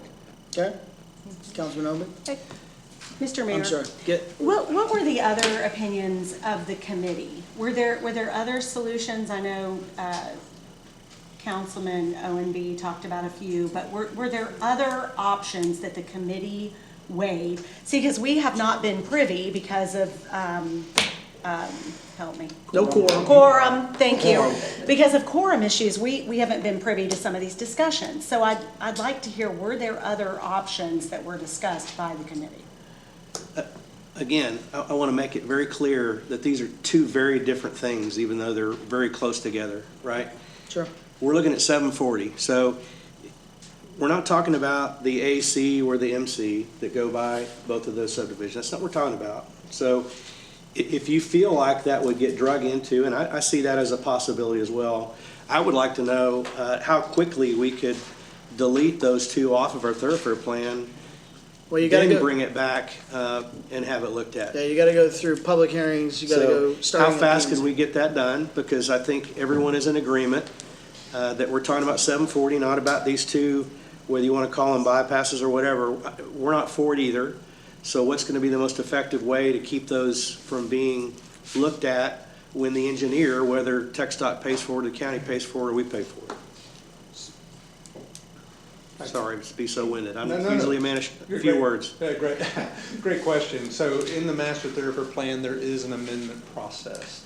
In that plan, it doesn't lay out number of days before public hearings, although we would want to hold public hearings, right? And Absolutely. It does say in the plan that it would be subject to, as the mayor mentioned earlier, review from the Planning and Zoning Commission. I'll try to get to your question here in just a second. And then onward to the city council for final approval of any amendments made. So for example, both those different roads proposed in the master thoroughfare plan were recommended to be removed. I would see that we would hold public hearings with the P&Z on that. I would see we get a recommendation and consideration by the P&Z, and whatever that is would come before the city council, potentially having public hearings at that time as well. I mean, you're probably talking about 2 to 3 months of a process to make just an amendment to the existing master thoroughfare plan. Are there any requirements that we are allowed to review it again? Is there a period by which we couldn't come back in an amendment again? Yeah. There's no restriction on how many times you can change your master thoroughfare plan. Very good. Mr. Mayor, I just want to comment. I'm going to agree with Mr. Owenby on that one. I think that's a very good idea. And I just want to also comment on Mr. Mayor Pro Tem Dotson's comment. I think that's the direction that we need to look at as far as, let's look at the 740. Let's look at it being funded and not out of the citizens or the city's pocket on this, and move forward with it. Outstanding. Are there any other discussion items before I begin my rant again? Okay, as we look at this, ladies and gentlemen, as you look at 740, where else are you proposing to take it? What are we referencing, right? So we don't have to be engineers at the dais to try to figure this out. Okay, all right. So where are you trying to get people to? If they're not maybe on 740, where do we want them to end up? 550, 549? Where are we taking them? Because there's not very many routes. We all know the land. We all know how much space is there. May not know exactly how many acres, but we all know where. So where is everybody trying to take this road? If an engineer were to look at it, you may not know the best route. But if you're saying option 1 and 2 or secondary options 1 and 2 in the current thoroughfare plan, okay, well, let's go ahead and do public hearing and take those off and then leave it up to the engineers. I think, ladies and gentlemen, you may end up in the same exact conversation because your engineers are going to go, okay, cool, there's 60-foot right-of-way easement that's already dedicated, so we're going to take you over to Rabbit Ridge through Stoneley and Ridge, and everybody that's already here is going to be right back saying the same thing. Or they say, hey, okay, well, the 4-lane is not necessarily going to go right next to Stoneley, but it's going to be 100 feet away from Stoneley. Now, I don't know that the residents are saying, hey, we want a whole bunch of alternates. I think they're saying, hey, 740 already exists. If you expand it because you got congestion, we get it. But if you're going to start taking it to where now you've got secondary corridors, where are you trying to take the traffic? That's what I need to understand. So what are we here talking about? Where are we trying to take these people? Are we trying to get them to 550 or 549? I mean, really, you're trying to get them out of the bottleneck of downtown, right by the park, really more than anything, because all those people are going up Lawrence to 30, or they're going up 549 to 205. I mean, If I can that's have really- order, ladies and gentlemen, if I can have order. Remember, we got to do a lot of discussion. Councilman Obi? So you're trying to get them to a straighter path to the current 740 alignment? A safer and more rapid way to get them through our area. Okay, so around the park, Because so that would be the south side. four lanes will move twice as many cars or more than 2. Understood, right? So I'm And it just will reduce, trying to make sure that we're following the landmass, right? So you have Stoneley, and then you have the park.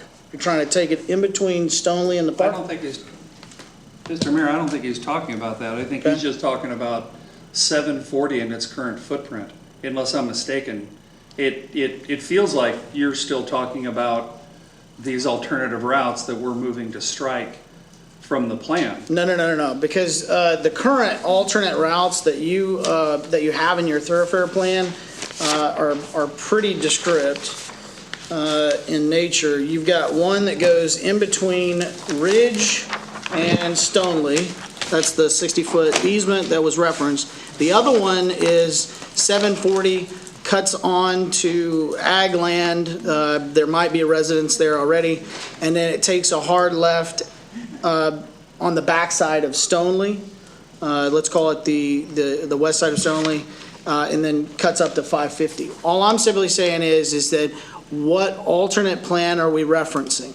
Are we saying, hey, 740 doesn't go straight, but it continues to curve, and then we're trying to split the difference between the park and Stoneley? Okay. Because if we're kicking this is just my words, if we're kicking the can and we're saying, hey, okay, we heard everybody, these two options are no good, but let's still hear what the engineers have to say and TxDOT, so where are you hoping that they land? So Mayor, there's a lot of environmental impact unknowns here. Not on 740 as it currently exists, it's already there. There are. So to widen 740 right now, you already know the impact. Well, no, the environmental impacts of, well, they do, and there are some concerns with that because it's like you mentioned, eminent domain or acquiring properties. Sure. An excessive amount would need to be acquired in its current alignment because of the width of that road. Except for all the setbacks don't actually impede on a current residence, from what I've been told. But again, I haven't done any studies. So I talked with Jeff Love. He is actually the engineer who's been identified as with Othon Engineers to work on this project once the contract's signed. So he is not currently under contract, but he has been identified as the one that the county would like to employ. And there are a lot of environmental concerns with the current alignment. it just might mean if you're not willing to look at anything else, and maybe that is still the best, environmentally approved way to go or not, I don't know, but are we trying to decide if we're okay with the current alignment as long as it's environmentally approved by TxDOT, or are we trying to, the thing of it is it's a lot of money. It's $3 million, right? And if at the end of the day, we don't like what is going to be approved by TxDOT because of the environmental constraints they are forced to work under, then what we may be doing is disapproving a road being built. So it's really hard for me to just be like throwing things out there as things to consider when I don't want to shoot myself in the foot, because first and foremost, I want a safe road for our residents. Okay, well, I can tell you that what I believe I'm hearing is that we don't necessarily want what's in the thoroughfare plan. We've No, heard our definitely residents, not. right? Definitely. Okay, so then we say, okay, if there's an alternate plan, which I would say, you have 740 today, the conversation, in my opinion, is fairly simple. You're trying to solve a problem, you have a road there that's already there, then the impact would be somewhat pre-existing. So, if we're recommending that, hey, go ahead and keep studying alternate routes, because that's what it is. It's an alternate route, potentially. So what are we trying to accomplish with the alternate route? What do we want to see? So at the end of the day, we want a road. And so the problem. But you got a road. Well, right, a road that's bigger than what we have now to. Right. I mean, in my mind, I want a road that's safer than what we have now, right? And so. Sure. Whatever that means is what I want. Okay. So again, I think it's important that the residents hear us as we look at this, is that, when we're tasked with looking at the thoroughfare plan, if we were to take off these alternate routes, right, that is not something we can accomplish tonight, but we know the mechanism to make that happen. However, I also would say, where are you trying to take the traffic?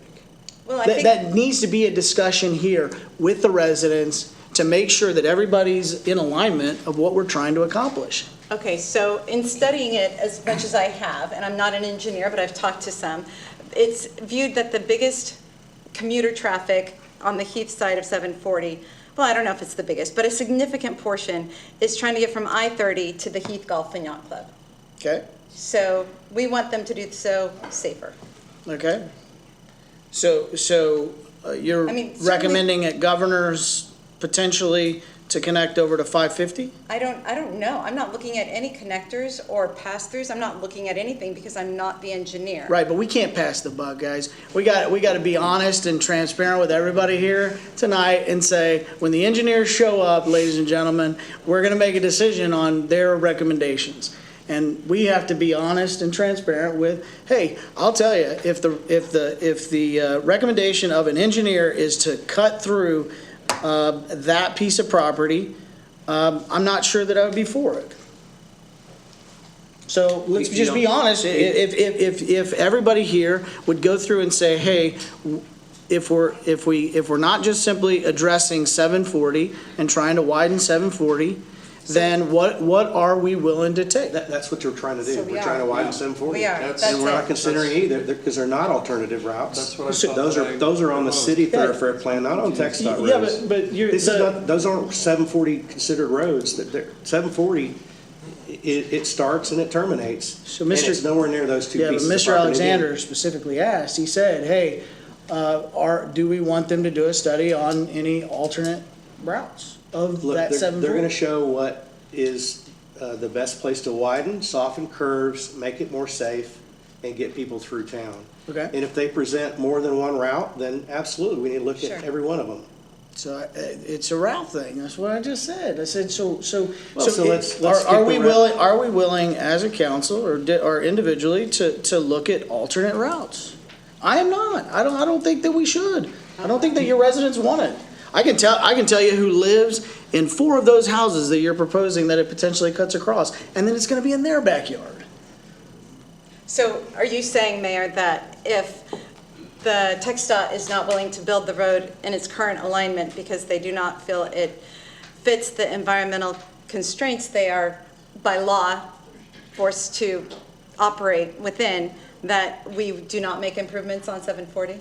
No, I'm not trying to imply that at all. In fact, I'm being very specific on what I would say that TxDOT is probably planning as of today, is that, hey, we're going to expand 740 as it currently sits. And if I'm wrong, I can tell you this, I haven't heard that from the county and I haven't heard it from TxDOT.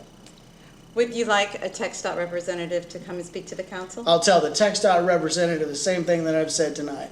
Come live in this town, and I take part of your side road or part of your property or half of your property or the back of your property and put a 4-lane road, and I'll tell the TxDOT guy, I wouldn't put up with it. I don't want to see it. That's what I'd tell him. So I'm a little concerned about what I'm hearing because, I mean, I know. The good news is that the people sitting in the audience aren't concerned. No, That's what they're not. looking for. That's what they are saying that they want us to say.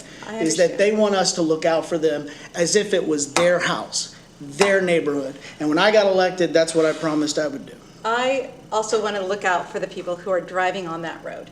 I think of my 16-year-old daughter driving on that road, and there was no place for her to pull over, and she was in tears and screaming and crying as she's behind the wheel because it's a very dangerous road, and she was ill-prepared for driving on it. 4 lanes will fix that. Well, okay, so you are wanting a 4-lane road. But I said that from the very beginning. okay, so here's the problem. If you constrain TxDOT and say, we want this road, but only in its current alignment, they very well may or may not build it because it does not fit the environmentals. It may or may not fit the environmental standards by which they are forced to operate under. I will tell you the conversation as the sitting mayor of this city. I can tell you the conversations that have been had, that I've had, is that, hey, what do you want to do with 740? And I went back, I'm the one that said, hey, I got a thoroughfare problem. I need to address this. This is from 2019, and I got to make sure that this gets codified. I didn't have anybody say, oh, but Mayor, we really need to look at these alternate routes. That's a key element to us expanding this road. So here's We're not sitting here I'm not saying that it Yeah. didn't. I'm not saying that it's they. exactly the opposite. We're saying pull them off of the thoroughfare plan. How long will that take to get it done? Right, but again. These are two separate issues. But again, we're talking, you can keep saying it, but I want to be, say it again. I won't say it You can again. say it 4 times, 5 times, because I'll keep saying this. Let's be honest with the residents. We're not here talking about expanding 740 as it currently sits. We're talking about the open-mindedness to allowing engineers and/or TxDOT to come in and direct us in our decision-making on potentially cutting through maybe the King property, maybe some of the residents that are currently on large estates in this area, an area that's in our future land use map to be large estates. And we're going to potentially run a 4-lane road through that. So, listen, we can keep saying it however we want to say it. But the bottom line is that as I'm to understand it, and I'm welcome to hear it again in public hearing or the next meeting that we have on public comments, I don't think the residents are saying that they want any alternate route. And I'm not going to sit here at the dais and go, you know what, hey, we're smarter than everybody else. Or, hey, we've got the better future in mind. Or better yet, an engineer is going to better tell us what it needs to be. Or better yet, TxDOT needs to tell us what it's going to be. And so all I'm simply saying is that I think that we need to listen to the residents and we need to understand that, hey, look, if you need to expand 740 as it currently sits, expand it.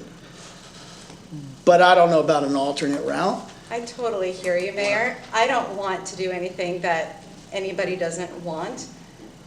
But I'm not willing to put my foot down and say only in its current alignment. In its current alignment, I do know there will need to be a lot of homes acquired. And TxDOT very well may not choose to build the road because they choose the path of least resistance, wanting to protect property and property rights as much as possible. So the homes that you're referencing are on 740? Yes, I am. The ones that are set back by how many feet? Are you aware? I am aware. I've had What's the engineers look at setbacks? I mean, I'm aware that they are there. I don't know all the numbers. Okay. So But if we're proclaiming that there's going to be a lot of houses that are involved in eminent domain, I'm just simply saying, what are the current setbacks and what are the needs for that potential expansion of 2 more lanes on 740 as it currently sits? Good questions. I have asked them, and they said this is what takes them a year to figure out, which is why I don't know 100% that the current alignment would not be environmentally friendly.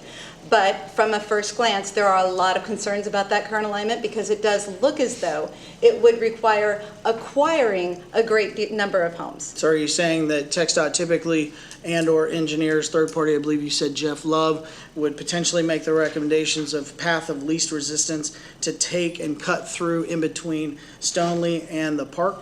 Jeff Love absolutely did not entertain any notion of a realignment. No, I'm just saying.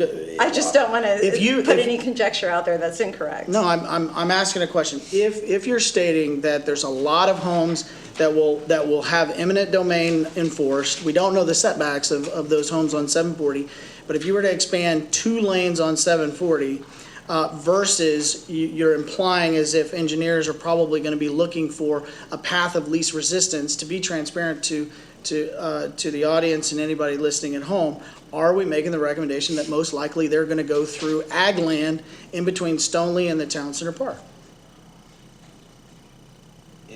If I may, Please do. I don't speak a lot here, but I listen. You know, the thoroughfare plan and the roads that there's great opposition here tonight about were drawn before me. Sure. And that was conceptual, right? And it takes an act of Congress to actually do that. I'm not even quite sure it's even possible, right?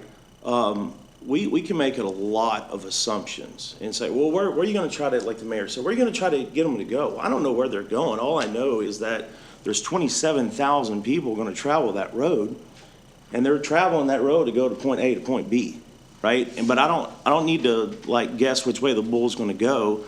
At the end of the day, I can't ask the people that lost their lives, right? They're not here. And I don't want it to be one of you. But it is very dangerous. Like Councilman said earlier, that the trash truck, man, it's dangerous. You know, so how do you make the best decisions to protect your citizens? Understand your property. I understand the concerns. I don't think anybody's asking for a bypass, and I don't think that any engineer would go about it with the same framing that we're making the assumptions today, because they work off of data. You know, it's unemotionally. It's when you build infrastructure, they're not using the same lens that I've heard today. At the end of the day, it's very unsafe, and there's a bottleneck because previous councils did what they did, and TxDOT is coming, and there's going to be a choke point, and that choke point is going to cause a problem. We have an opportunity today to go back and not make the same mistakes that previous councils have done. So I look at this as an opportunity. I thank everybody for voicing your opinions. It's very important. You know, that political side of this is very, very important.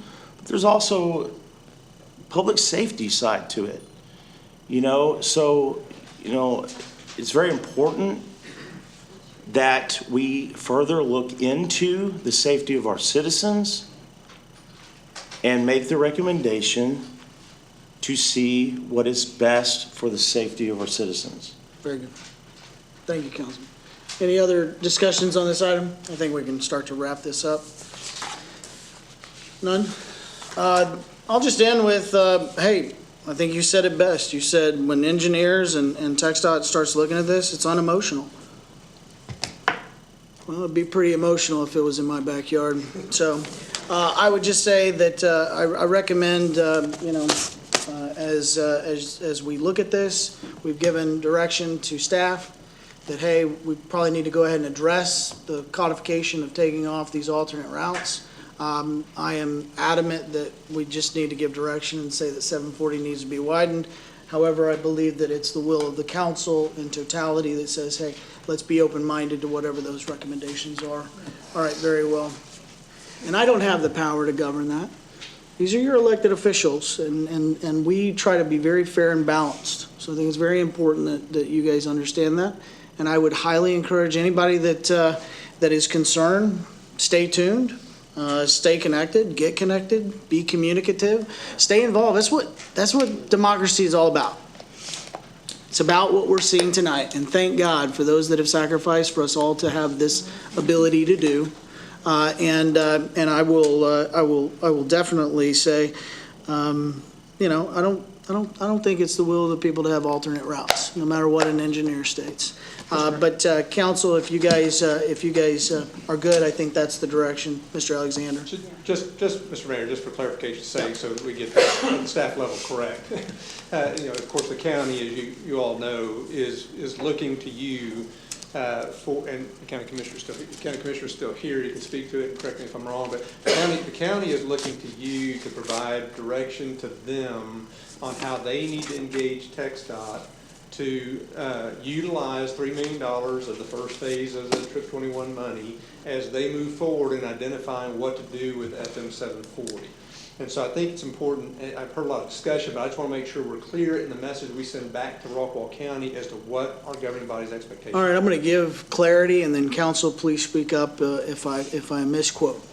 The clarity is this, is that we would like to engage with the county and TxDOT to review 740 as it currently sits, but also be mindful of the impacts and the needs and be open-minded to alternate routes. But please don't look at our thoroughfare plan that currently exists, because at some point we're going to take off these two alternate routes. I think that's the direction of the council.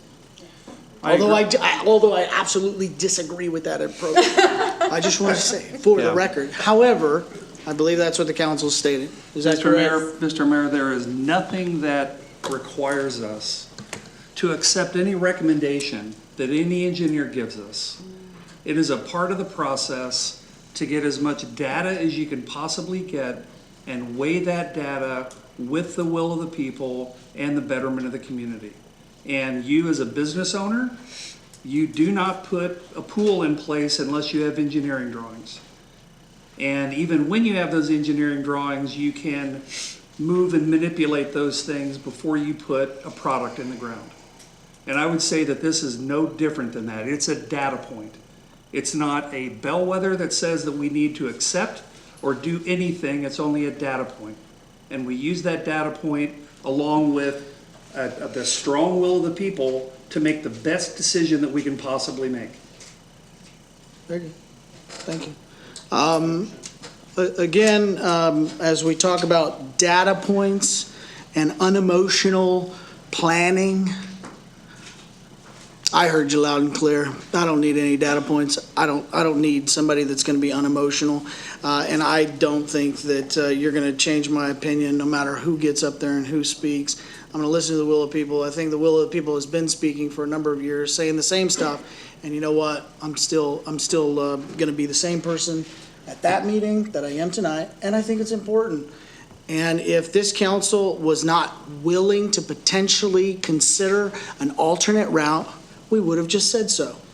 All right, at this time, we will now move into another agenda item. There is no vote on that item. We've given direction to the city staff. Okay, we will now move into agenda item 6.A, discussion and action on an ordinance authorizing the issuance of the City of Heath combination tax and limited surplus revenue certificates of obligation series 2026.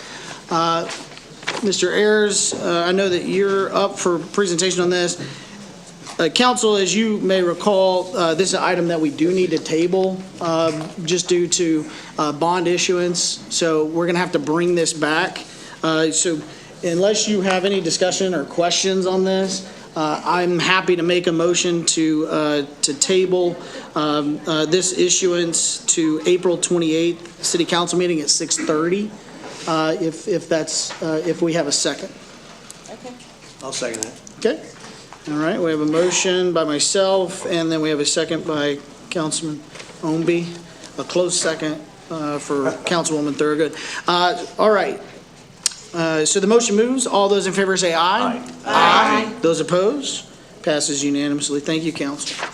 All right, moving into agenda item 6.B, discussion and action on the engineering design contract with Freeman Milliken, Inc. for the Twin View, Sunny Estates, Halford, Moraine, Myers Road, K&K subdivisions, Los Lomas Loop, Hilltop Estates, Kaiser Springs Road, Dwyer Court, and Serenity Lane for water line and fire hydrant upgrade and replacement project, establishing an amount not to exceed and authorize the city manager to execute the contract. Mr. Creed. Yeah, thank you, Mayor and Council. As y'all might recall, a few meetings ago, y'all instructed staff to put together a scope of contract to go ahead and design the remaining fire pro projects so we can get those on the shelf and ready to go. That's what I have before you tonight. The quick project overview of what the fire flow plan is. We got some folks in the audience. So it's a replacement of water lines and fire hydrants to improve the fire flow with a minimum target of 1,500 gallons per minute. Freeman Milliken did a study some years ago and identified the areas that would need to be upgraded to increase those hydrant flows up to those targets. There were multiple residential locations all over town that were identified at that time, and we put together a fire flow CIP, which had all those brought into a 10-year plan. At council direction, we condensed that to a 5-year plan and have further probably condensed this due to this action here tonight, it sounds like. This is a contract to provide professional engineering services for the design, bidding, and limited construction administration to support this program. It includes survey and data collection, preliminary design and final design, easement documents, bid support, and with some limited construction administration.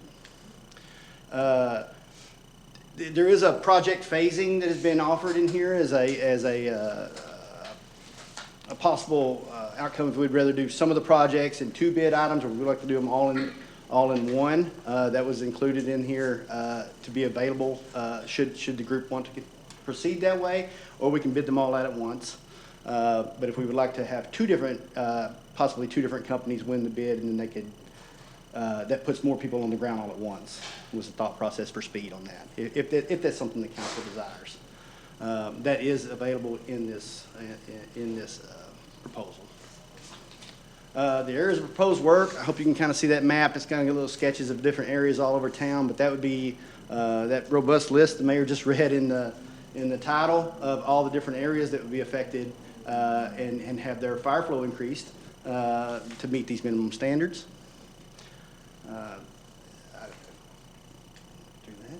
The schedule overview of this would be preliminary design, approximately 15 weeks. Final design, 8 weeks after the 15 weeks. And then bid readiness would be 5 months after the notice to proceed of the actual contract for design, with the estimated construction duration of the entire project of 24 months. The contract amount is a total not to exceed $559,685. It does include engineering, surveying, easement documents in this, with reimbursable expenses that would have added in there at $3,000. And that's usually like maps and things like that we might request, or plans, additional plans. The engineer is here. If we have any questions for him, or if you have any further questions for me. Very good.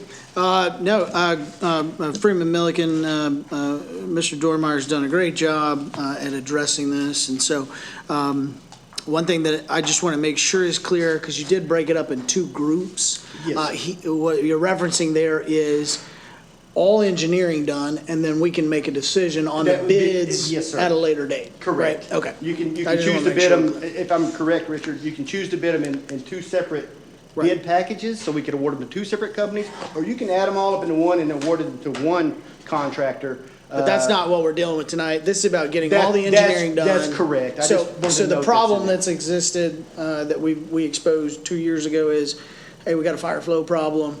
You're gonna get the rest of those engineered and ready to go, shovel ready, as we like to call it. And that's what this is. Yes, sir. Okay. The design is for all the projects. That would only be the bidding portion, should you choose to break those 2 projects. I just want to make sure everybody's real clear. Do we have any questions? I would like to Myers. make a statement on this. Yes, sir. As far as the Myers Road, I'm not sure what all you're talking about, but that water line was replaced when the property sold just east of me, which was the Charlie Fletcher property. They made them come in, if I'm not mistaken, put a 4 or a 6-inch line in at that time. It was a 2-inch line. Okay, I would have to Mr. Dormeyer come speak on that if he can. I don't know the information on that one. Yeah. Very good. Do you, sir? I apologize.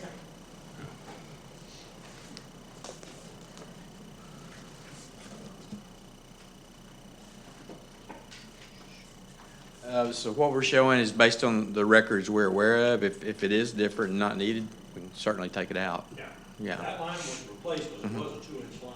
Yeah, okay. And then, like I say, they did replace that line when, that was one of the requirements when they sold that property and put it in, I think it was 4 different lots. 50 acres was put in 4 different lots. And what size was it turned into? I want to say they put a 6. Okay, all right. It may be a 4, but they did put in some new fire hydrants right there at Crisp and Myers. If it's 6, it's got a chance. If it's a 4, probably not, but Yeah. yeah, okay. So you They guys, did put in a couple of new fire hydrants, so, Okay. off of that line. Okay. so you guys will look into that before. Yeah, I mean, that's we what can- I'm saying We is- can still Sure will. address this tonight, but But if, just look into that. okay. Very good. Great point, Councilman Myers. Any other questions? Councilman Dodson? Brian, is this amount in our current budget, or has it been considered in our budget as a part of our overall fire flow project? My understanding is this in our utility CIP, and we've seen significant savings into our other items. Is that correct? Mr. Mayor Pro Tem, the money comes from the excess and the appropriation that's above and beyond the construction costs related to Candlelight. Right. You may recall that we had budgeted, Jay, you're gonna have to help me, $2.8 million for Candlelight. It came in around $1.5 million or so. So there is a savings in that appropriation that we can now apply toward this particular project. Got it. I just wanted to make sure that we had a zero budget impact on this and that we had already planned for this as in due course for our budget. Yeah, that's right. The design for this is in our longer-term CIP. Right. So it was not going to happen all at once. We're just seeing this as an opportunity, trying to seize on this opportunity to do it now. Yeah, absolutely. And I love the multi-prong approach on multiple properties around the city of Heath. That was one of the things that we had committed to, a couple of years ago. So thanks very much, Steve and Brian. Agreed. Any other questions? Yeah. Councilwoman Horn? The question I have is, you mentioned using different companies to complete the work. Have you done that before? I'm very intrigued because I feel like this is a project we need to get done as quickly as possible. And have you done that before? Have you had issues with it? Is it advantageous other than timing? Right. So there's several possibilities. We're showing a construction time with one crew of 2 years. Okay. So what we can do is bid it all together and award it to one contractor, but require in the contract that they have 2 crews working separate areas at the same time. We also can, and we've done it in a way where we've got Project A, Project B. You can bid on Project A and Project B. If you're the low bidder for both, then you can get both. If we give them an opportunity, if you're awarded Project A and Project B, do we get a discount because less mobilization or something like that? I mean, it's just an opportunity, but the goal is going to be to try to have, regardless of how it's awarded, 2 crews working in different parts of town at the same time. Thank you. Yep. Councilman Moore? Mr. Creed, this sheet number 47, is this the projected cost? Because it's showing the cost in 2018 and the cost in 2023. Is that the projected cost of the project? So those are 2023 numbers. I believe the OPCC on this one was, for all these, was added up currently at 6.2. Okay, I was just curious because 2 of these we've already done, in which you guys just mentioned Cadillac Park come in lower. Yes, sir. And so we still had maybe a projected number before the actual number. So I was just curious of these numbers and what do they represent? So those are the OPCCs from 2023. They have not been updated. However, we're coming in substantially lower than those estimates. Okay, I noticed the delta between 2018 and 2023 Yes, is right at 37.5% across the board. So that's just like a flat escalation factor. It was due to COVID and the increase in costs and things through that time. That was an update just across the board to get it to current dealings. Then I think since that time we've seen prices start to come back down. Yeah. Have we done an assessment of where that is projected today? Well, currently, to finish it up, there's another table in there that shows what we're projecting, all the projects that are remaining to cost. And it's about, Okay. what did you say? It was 6.2 million? 6.2, I believe. Yeah, for all of them. Was the OPCC Yeah. on the remaining projects as a whole. Got you. Okay, thank you. Very good. Any other questions? All right, very good. Councilman Omby? Ready for motion? All right. At this time, thank you, both. At this time, the chair will open the floor to entertain a motion. Mr. Mayor, I move to approve the engineering design contract with Freeman Milliken, Inc. for the City of Heath's Fire Flow Improvement Plan, establishing an amount not to exceed and authorizing the city manager to execute the contract. Okay, and the amount not to exceed as stated. Do we have a second? I'll second that. We have a second by Councilwoman Thorogood. The motion moves. All those in favor say aye. Aye. Those opposed? Passes unanimously. Thank you, council. Thank you, Richard. All right, moving into agenda item 6.c, discussion and action regarding case number FP 262 for the approval of a replat of the City of Heath and Heath Municipal Benefits Corporation addition, being a 5.482 acre parcel of land and creating lots 1A, 1, 3A, and 4A, situated in the Edward Teal Survey, abstract number 207, zone for local retail, district land uses, and generally situated along Chris Cooney Boulevard and Heath Hawk Drive in the City of Heath. Mr. Gonzalez. Yes, sir. Thank you, Mayor, and good evening, members of the City Council. This property, as you know, has been reviewed by the Heath Municipal Benefits Corporation. They've been working with the client to establish the 1880 restaurant on the lot that is going to be considered Lot 1A1, which is 1.639 acre lot. And also what this plat will do, it will carve out and establish lots 3A and 4A, which becomes larger lots as you rearrange those lot lines. And here is the plat that you have in your packet that shows that it does meet all the density and dimensional requirements. It establishes access along Heath Hawk Drive, which is 60-foot right-of-way, also along Chris Cooney Boulevard for all three lots, and creates access, not only that, but also has trails, and will establish an additional trail as well on that side. And so you do have some existing trails there, 10-foot trails. As far as utilities, there is connections to a 12-inch water line and 8-inch sanitary sewer line. So those are in the inside the area and are available to the lot. Although all that will be reviewed at the time of civil construction plans. As far as the comprehensive plan is considered, under the future land use map, this is identified for retail land uses, and so the restaurant fits the comprehensive plan for this particular area. And as far as staff recommendations, the city council should either approve with conditions, or deny the plat. And this went to the Planning and Zoning Commission on April the 7th. They have unanimously forwarded a recommendation of approval, and staff is recommending approval of the plat as well. Mr. Mike Zelinskis is here this evening representing the EDC, and the staff is available to answer any questions. All right, very good. Thank you, Mr. Gonzalez. Big kudos to EDC and all the work that you guys have done. I mean, 1880 has been something I've worked on for 2 years. So I know that this day was a long time coming, and trying to get the replat was kind of a back burner. Let's get all the deal stuff done. So I know that this is kind of the final piece that you need to get done for this deal piece that we've already approved. So are there any questions for staff at this time? If there's no questions, the chair will open the floor to entertain a motion. I'll make a motion, Mr. Mayor. I move to approve the proposed replat in case FP 262, creating lots 1A1, 3A, and 4A. Very well. Thank you, Councilman Omby. Motion is stated. Do we have a second? I'll second it. Councilwoman Horn. The motion moves. All those in favor say aye. Aye. Aye. Those opposed? Passes unanimously. And keep up the great work with EDC. We're very, very thankful for that board.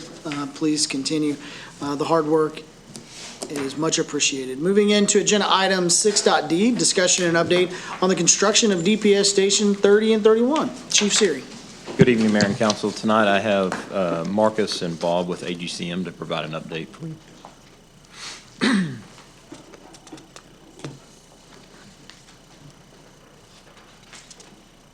Thank you, Council. I appreciate y'all letting me present today. And today I just wanted to quickly give you a brief overview of what's ongoing on Station 30 and 31.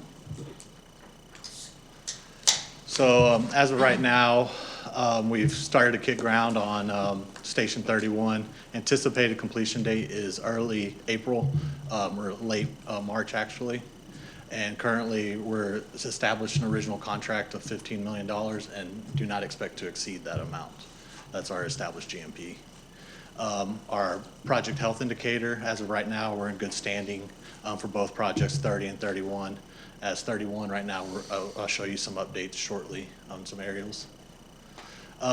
Here's just a current project outlook for the first 2 months on Station 30.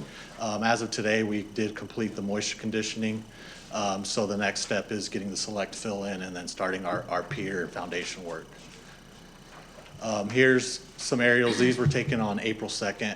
And this was actually when we first started the initial moisture conditioning. This was about 25% of the building pad. As you can see, we already did the clearing and grubbing, and then doing some density verification as we're doing our compactions, raising up for the moisture conditioning due to the swells of the pad, of the soil. As of right now, no active change orders, no RFIs, no safety incidents. Really is just, I'd say our biggest safety concern right now is egress and entrance and exit of the job site due to the small entrance, but we were able to, last week, we completed the culvert, so we're working on getting the construction entrance completed, and hopefully shortly thereafter, that approach will be the TxDOT approach will be completed coming in. And then Station 30, tomorrow morning, we got our civil pre-con with the city to get those reviewed and finally get those approved. Or actually, it's already been approved, but after tomorrow's meeting, we'll get those documents handed over so we can get rolling on to the civil activities out there, which would be clearing and grubbing, which is anticipated to get started on May 4th. And then, as of right now, budget update. Station 31's already been approved for 4.7. Station 30, I gave my recommendation earlier this afternoon on giving approval for the total cost. As of right now, we're sitting at $15 million, but as you can see, we do have a substantial amount of contingencies sitting at roughly $2.21 million. So we do feel like we have a healthy budget, and our ultimate goal is to give Chief Siri his training facility with those funds that are going to be allocated for that, as long as we can meet the expectation. And as of right now, I'm meeting with Grossman. We're anticipating not to really utilize any of the contingency, which is exactly the amount of funds that Chief Siri is needing for that facility. Hopefully we can get a larger one than what he's shooting for. As of right now, payment status. We're sitting at roughly on the design contract for both 30 and 31. They're both sitting about 96% complete. And then the only draw we have on construction was a 6% draw for the first month, which is basically their mobilization costs and getting on site, and that was roughly for $266,000. And that's pretty much it. Any questions, Council? Outstanding, thank you. And big kudos, AGCM, I think you guys, you've been super engaging. You've been at all the groundbreakings. I hear nothing but great things from the chief, so love that you guys are doing what you're doing and keeping it on point, so appreciate that. Council, at this time, the floor is open for any questions. No? Comment. Councilman Dodson. As Councilwoman Horn mentioned earlier, we were recently in DC with maybe 10 or 12 different municipalities from North Texas. And, you know, when we had our bragging opportunities to talk about some things that we were doing, this is clearly one of the things that we were holding front and center.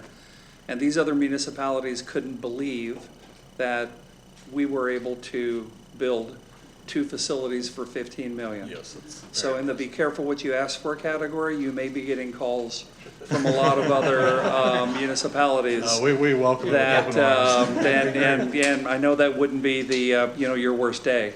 Yes, But, there's going to be a lot of people that come into Heath to look at these facilities. And we're just really happy for Chief Siri and his crew, and happy for our citizens that will inure the benefit of these being in place. Thank you. Yes, we really appreciate the opportunity to work with the city and Chief Siri. Appreciate you guys, very well. All right, thank you. We'll move into agenda item 6.e, discussion and action regarding the selling of DPS equipment. Chief Siri. Good evening, Mayor and Council. Tonight, for your consideration, the department is requesting authorization to sell surplus fire apparatus to the city of Quinlan in the amount not to exceed $130,000. This unit is our reserve engine. We purchased it in 2010. It's a 2011 Freightliner commercial cab fire engine manufactured by E1. In accordance with the city's adopted vehicle replacement plan, it's reached the end of its service life and is no longer sufficient to meet the operational demands of our department. We're looking to surplus it, to sell it, or auction it. Typically, we auction it. We explored several options for this one because it is a little bit unique as a fire apparatus. So first, we reached out to our dealer, who we purchased our new apparatus from, and looked at possibly trading it in to help with some of the cost, to save some of the cost on the original purchase of our fire engine, which did arrive today. Still have a little bit more time to put some equipment in, but it's over there in the bay. And they gave us a trade-in value of $40,000. I didn't feel that was sufficient based upon the market that I was seeing. We got on a website that's a fairly new website and got an online appraisal, just a quick online appraisal, and they anticipated that we could sell this apparatus anywhere from $80,000 upwards to almost $200,000 with a median about $150,000. They couldn't guarantee that. Obviously, that's what they wanted us to list it on. We've never done business with them.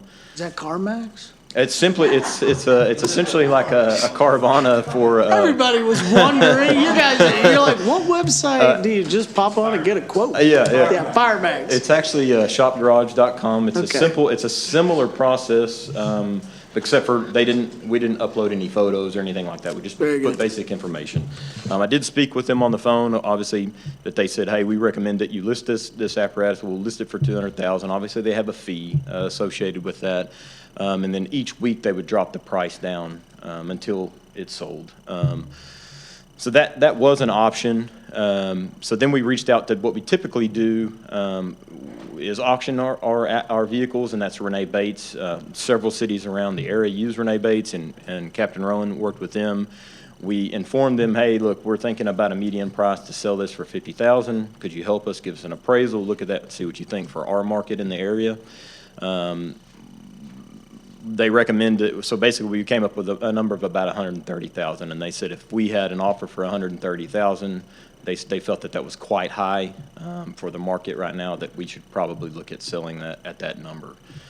So I've done a lot of research on it too. I'm by no means a fire apparatus dealer or understand, but I've looked at the market and seeing what things are. I just don't see that it could sell for $200,000, and I think that the $130,000 is a fair price for this level. So.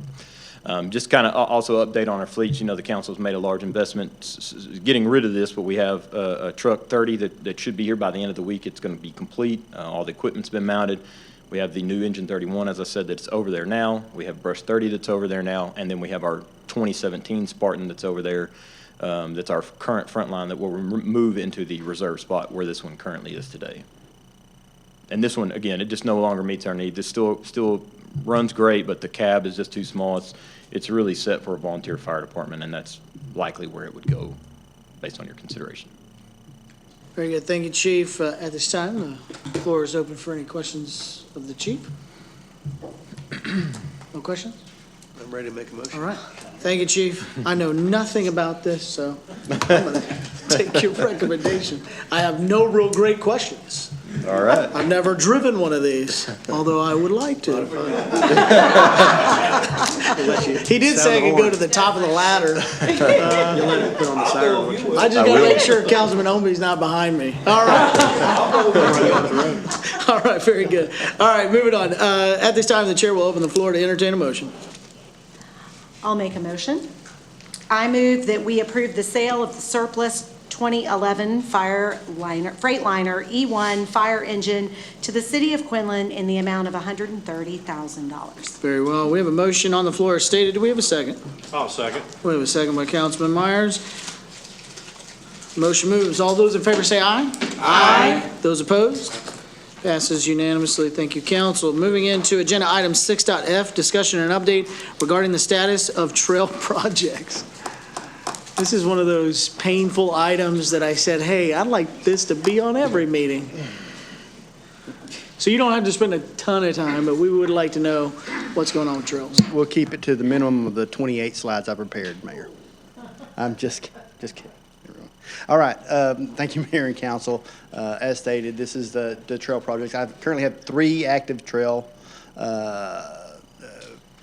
projects that are in the works. One of them is Terry Lane Trail. This is something that we've seen a little bit in this council.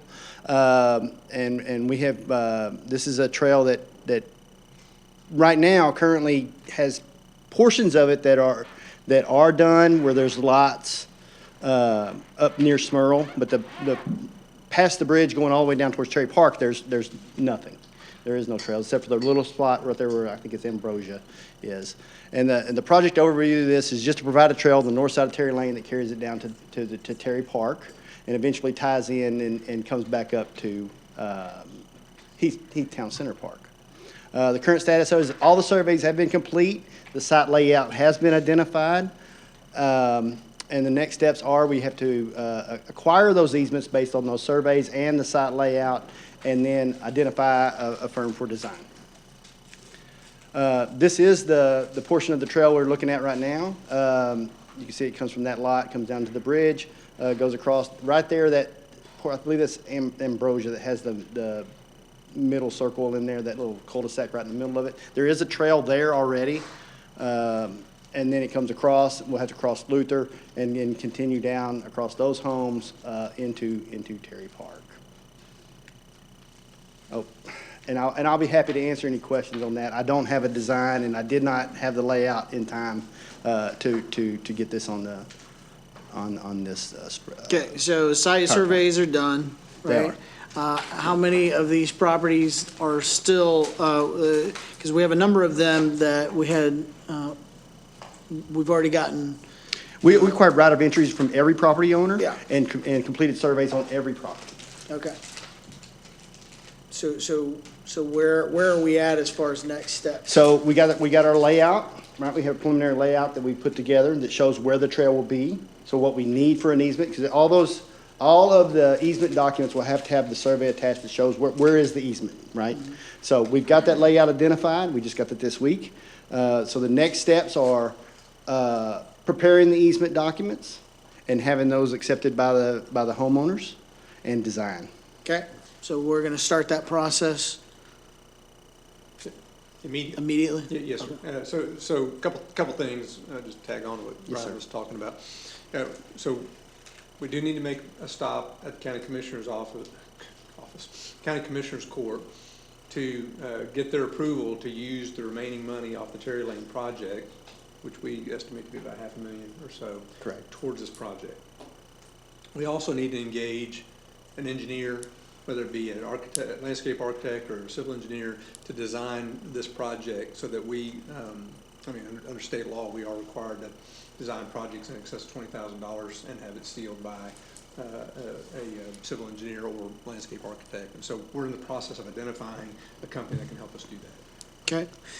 And then as far as the County Commissioner's Court, they did identify sidewalk as part of that ability. Mayor, you are correct. I recall that, but I also received an email from Commissioner Leckie indicating we would need to come back. That's fine. That's fine. I just, it was called out, and so, okay. All right, very good. Moving on. Okay. Unless there's any questions on. Oh, yeah, of course. Terry Lane. No? Any questions on Terry? All right. All right, the next one is the Hubbard trail, a Hubbard Drive trail, and this particularly focuses on the getting around the causeway. There's a lot of history to this. When the causeway failed, the original design did have the width of the causeway to be able to withstand or construct a trail alongside the actual roadway. There was constraints to that due to permitting and things like this, where the city chose not to build the extra width in the causeway, and we built it more narrow to where a trail was not part of that. So the current status is we've got to get around the causeway to get back up to Hubbard. The city has contracted with TMP to procure easements along the City of Dallas take line, which I'll show you that in just a second. To facilitate the trail design and survey work to assess topography and site layout are the next steps for this. But I will say this. There you see the causeway in Hubbard going kind of north to south there. The southern portion here, this has a sewer line also that goes down through here that we needed to construct as part of, well, we didn't have, there was already construction. We need to deconstruct to allow Antigua Bay Lift Station to be decommissioned, because all that would continue down the south side.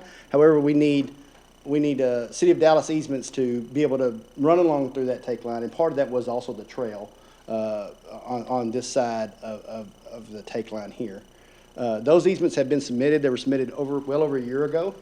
I think we went through 4 or 5 revisions or comment periods with Public Works over there, and now we've been moved to real estate, and now they want to do appraisals on that portion, which I suspect we'll hear some monetary value numbers come back from the City of Dallas on that.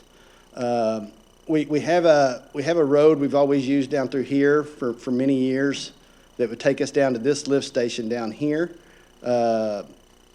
That you see, if you look at this, that this trail would predominantly follow to come down through here. And then the lift station is here. This is the portion that's been identified by the council through our last trail plan update that they're currently looking at, and there are some challenges of that with limitations on the size of that take line, and also they've identified that the slopes may be problematic. But we're still working through all that before we can bring you the council the answers to that and any alternatives we can identify. Okay, very good. Any questions on that? Questions on Hubbard? Carry on. Okay. The McDonald Drive Trail update.